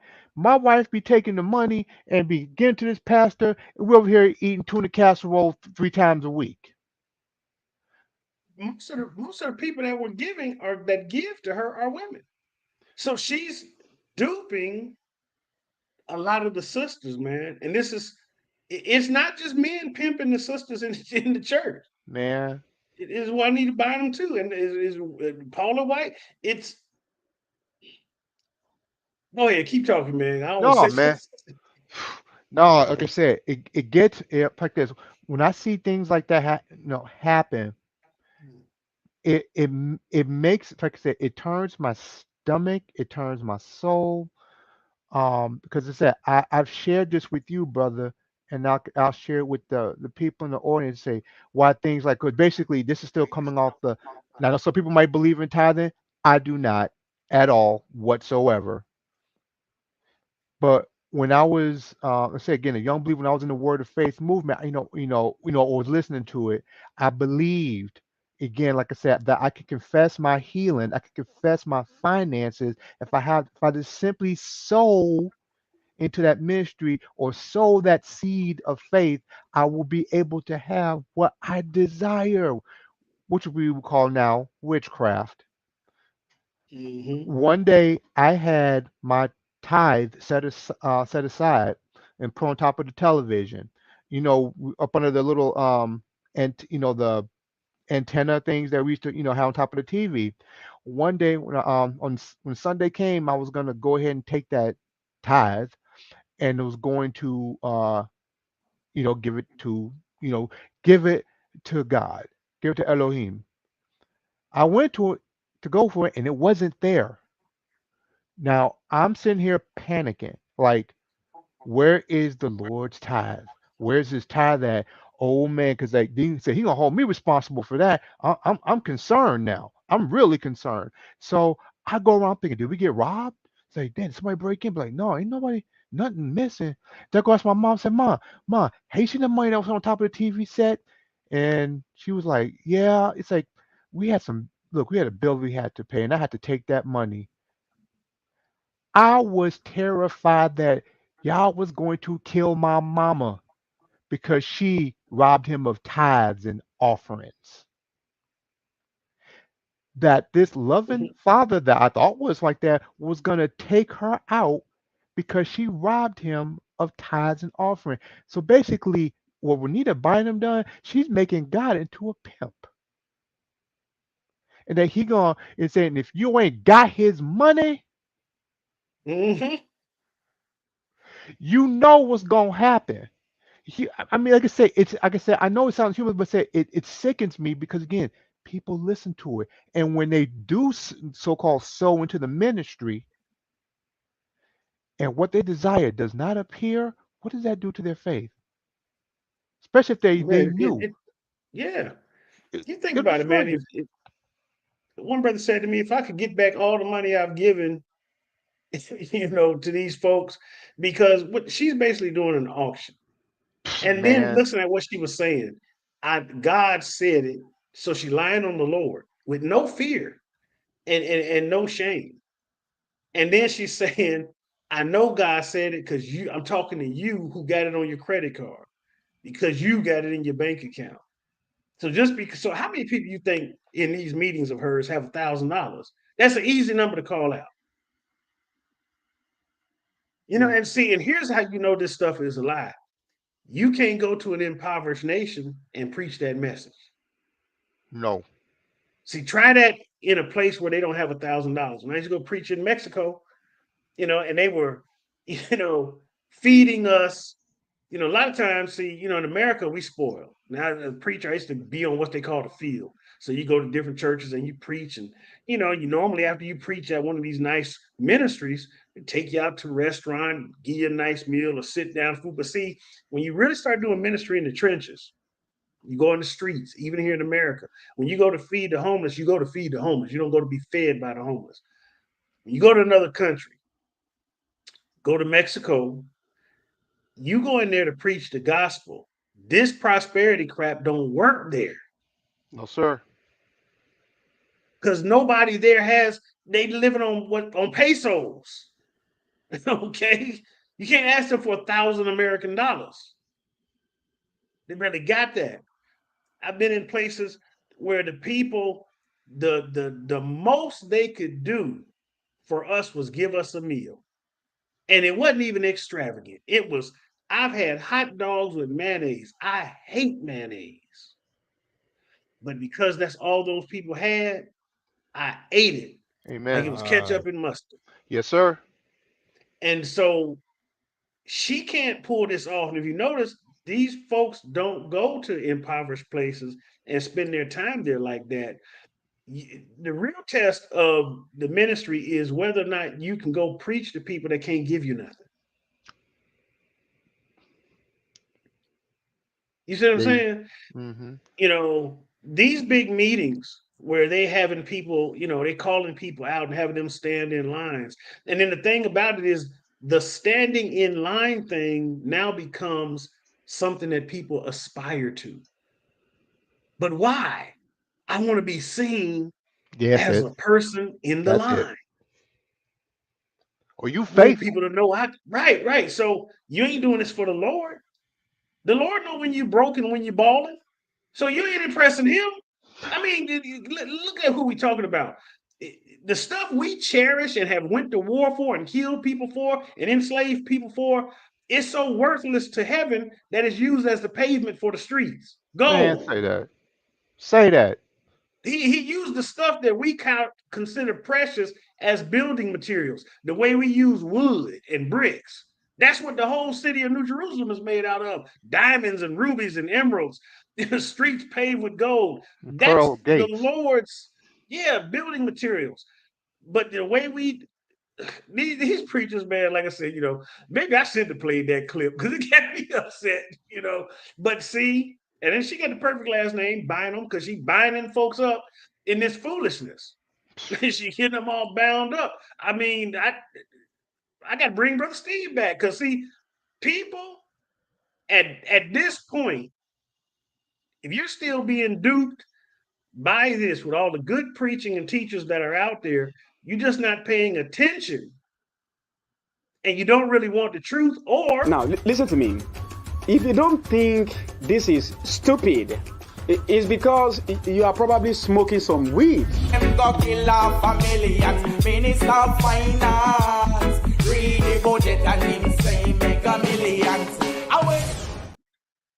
So I just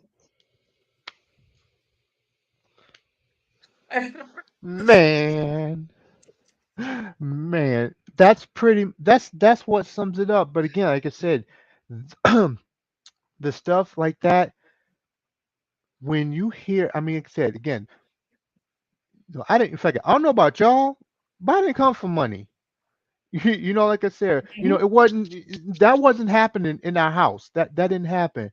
So when you have a lying doctrine that says you can come out of poverty if you would just believe God and sow that seed and say, wherefore have we robbed you? You robbed me of tithes and offerings.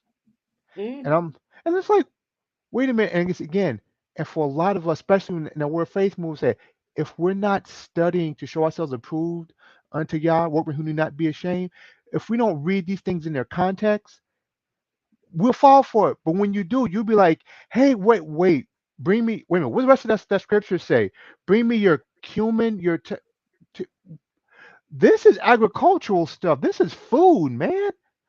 I don't see gold coins and silver coins, what they had back then, copper. I don't see that nowhere. So you really want this?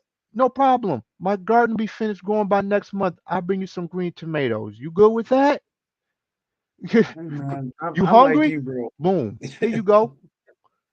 Get you a sandwich. That's that's what it was supposed to be to feed the Levitical priesthood who could not attend their fields while they were in the temple performing their duties. But it's kind of hard to give praise and lift up the incense before Yah when your stomach is grumbling.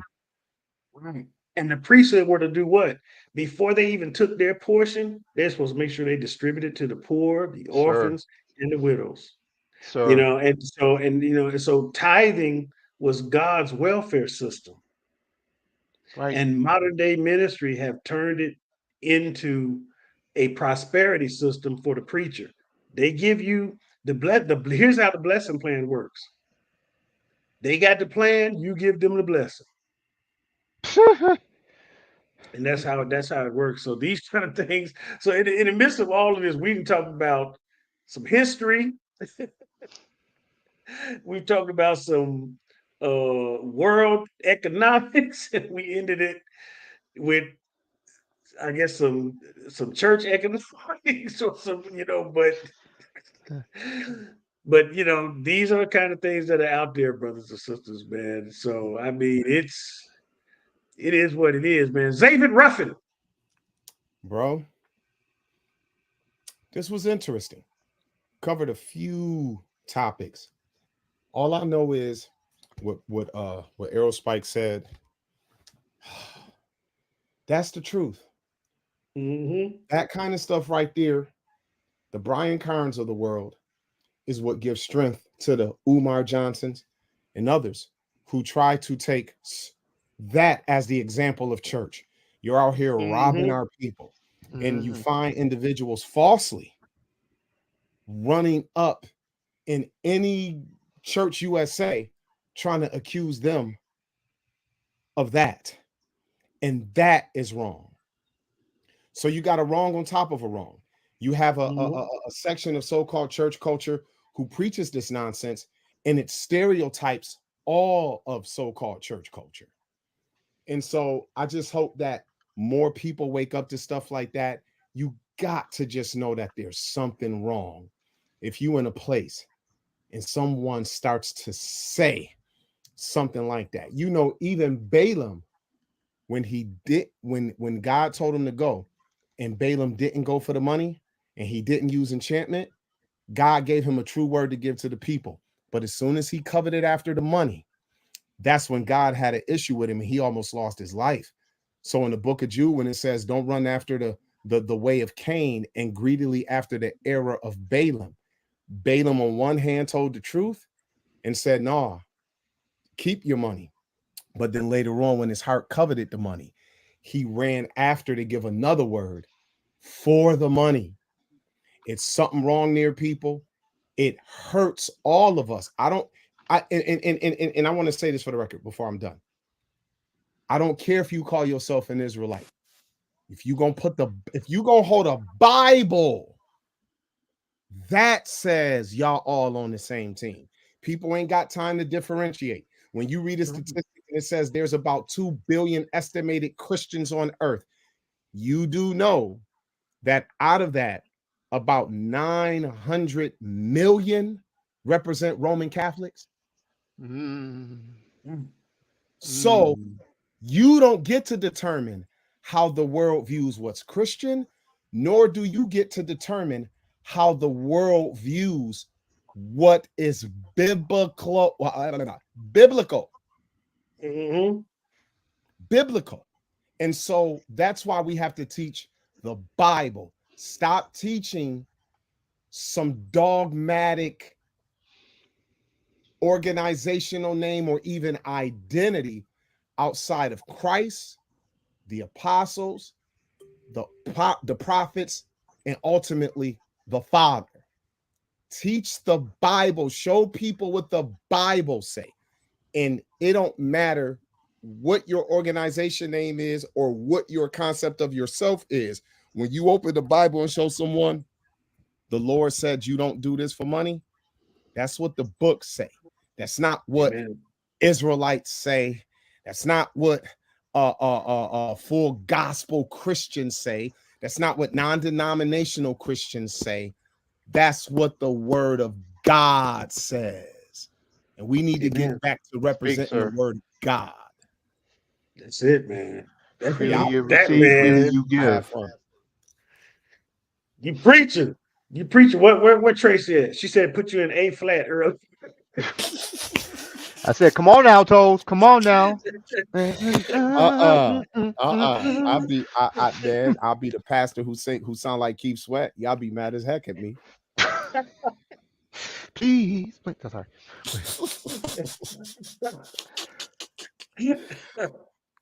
Come on back. That's what it is, man. That's what it is, man. It's Sister Denise. Hey man, this sounds like one of the words I be using. Test the lion. Tesla, I like that. That's Hey, right. bros. Hey, I'm out of here, man. I appreciate y'all. Y'all bless you, brothers. Y'all bless all the saints, man. No, this was good. This was really good. This wasn't just Bible study. This was looking at what's going on in the world and applying a biblical view to the world and what's happening in it. This was really good, Yeshaya. Hey man, we're gonna do more of these, man. You always invited, man. So if you check your stuff, I'll be sending you the link. So I mean, because we look at the world, man. One of the questions that always comes to my mind is, man, what world are we leaving for our children? Yes. Like I shudder to think about my grandkids, man. all 1,500 of them, because my kids keep having kids. But it's, well,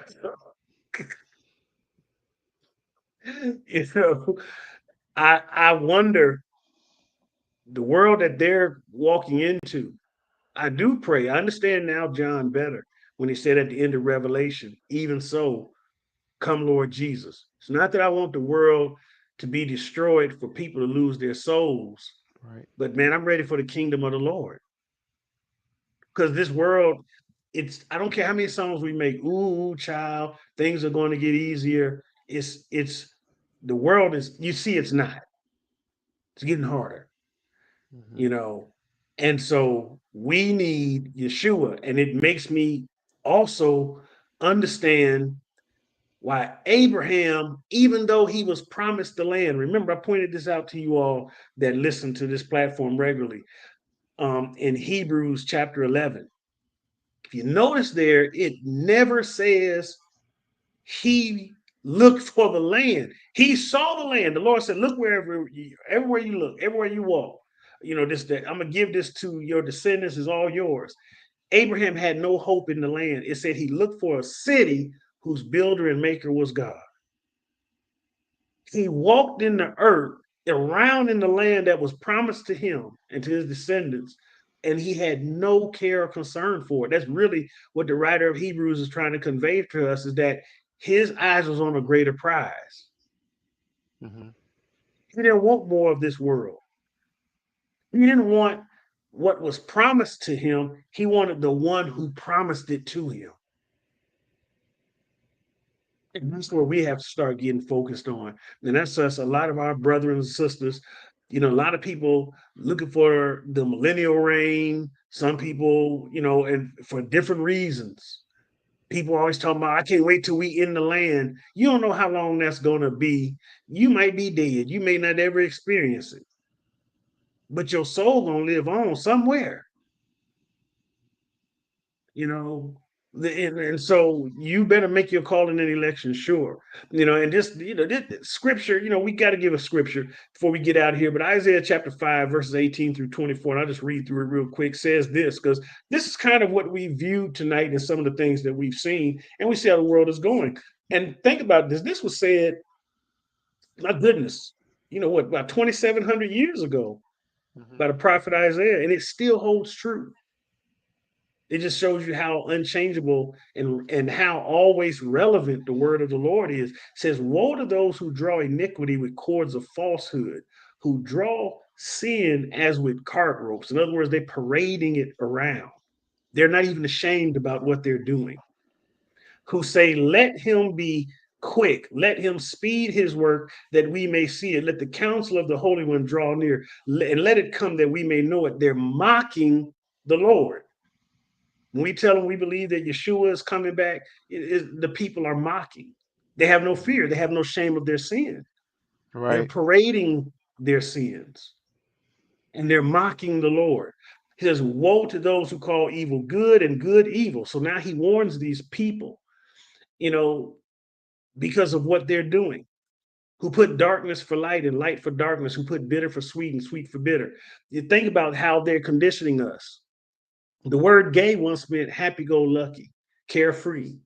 Now it's associated with a sexual lifestyle because of the social conditioning behind the usage of the term, the misappropriation of the term on purpose to put something in your mind that's not true. The term now that's being misused and misappropriated is queer.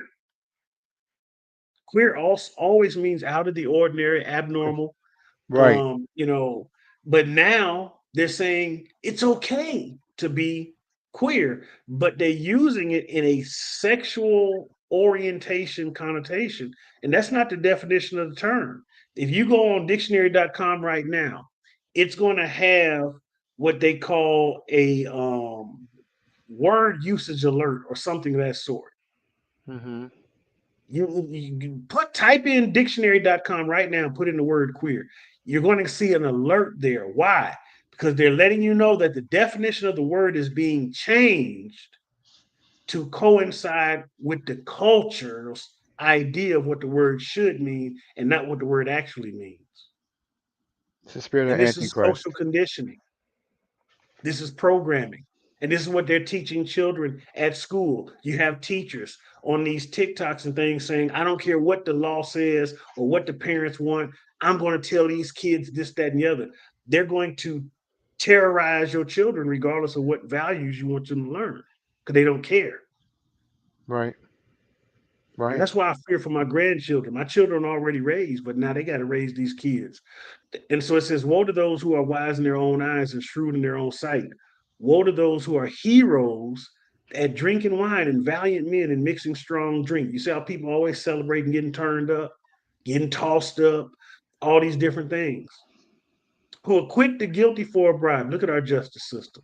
And deprive the innocent of his right. Y'all see how many Man, people are getting released from jail and suing governments and counties and states for their wrongful incarceration? man, too many to count.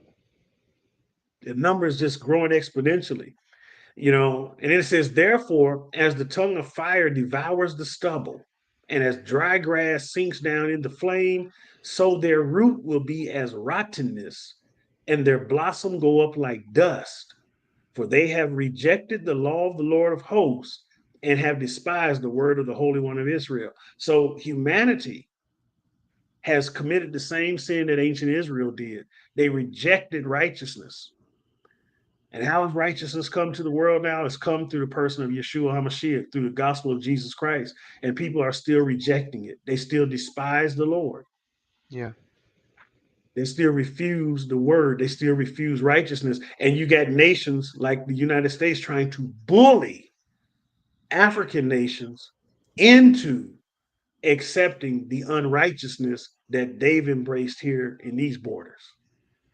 And so these are the kind of things we've seen. And so, with all of that, brothers and sisters, bro, you want to say something before we get out of here? Brother, man, this was like I said, this is so there's so much here. There's so much more that we can talk about. We literally just don't have the time to, but we need to keep bringing these things out. Just keep bringing say what's happening in the world, but bringing it back to scripture, and what the scripture is talking about. Because again, there are those who preach again a lot. You said at the beginning, faith. A lot of people there who are preaching fear, and it's like we cannot sit here and live in fear. Fear and faith can't occupy the same space. Yah is teaching me that because I still struggle with that. To be straight up, keep it 100. I said learn to say no. We got to walk by faith, not by sight. And my righteous ones will live by faith. He didn't say they're gonna be Right. like he didn't say gonna look at the news and quake. No, because we know whom we serve. And you say we heard it in we heard it in the in the pulpit. We serve a mighty God. Or I would say Mighty. a mighty Yeah. Elohim. Adonai Elohim is El Shaddai. We serve a mighty God. Say Amen. we're gonna be all Well, right. bro, I know you've been working on that language thing, man. Because you be correcting. You can help me the way your pronunciation is. I be man messing everything up. I told you I'm country. I'm half ghetto and half country. It's country. That's what it is. But yeah, man, I'm with you 100%, man. And I want to shout out again to my brother Zadok for joining us. And we're gonna do these again. So I'll do them again now on Thursday. This Thursday, for you all that are still with us and listening in. I gotta pray and ask the Lord which way you want me to go because I'm thinking about doing a question and answer session because I got some questions that I want to bring to the forefront, such as I want to talk about, as me and you were talking about earlier today, how do you actually define what a Hebrew is? In other words, what's the actual Israelite identity? What's the basis that determines that biblically? And then, and some other things that go along or coincide with that. And kind of probably, I don't know, maybe throw the link out there and invite people up. I don't know, I might do that. But then the other lesson that I have prepared is one that I'm really excited about, the Lord's Prayer. Yeah, I know people say, "Oh, now I learned the Lord's Prayer in Sunday school when I was a kid." This is a different lesson where we're going to break it down word by word, line by line, because I want you to see the Lord's Prayer like you've probably never seen it before. Maybe you have, and I'm just late. but humor me. So I'm in between the two lessons. I got to pray and find out which one the Lord want me to go with. But probably by Wednesday evening, I will know which one I'm going with, and I'll post the announcement. So Thursday, be looking forward to. We will have that teaching on Thursday, and then of course on Saturday, we be going back into our Job series. We've already done half the book of Job. We just completed Job chapters 1 through 21. So we're gonna start the second part of Job on this Saturday, and I'm very much looking forward to that. And then next month, it's still got a ways to go. I'm gonna finally take a break, go visit my children, and get to see all these grandkids I've been talking about. I'll get to see my latest arrival, my little granddaughter. And so I'm excited about that. But until then, if y'all got any questions that you want asked or answered, rather, email me. You see my email going across the ticker at the bottom. You can always email me and reach out to me. You can even get in contact with me. Some of you have my number. If you want to talk to me, you can email me and we can exchange numbers and do that.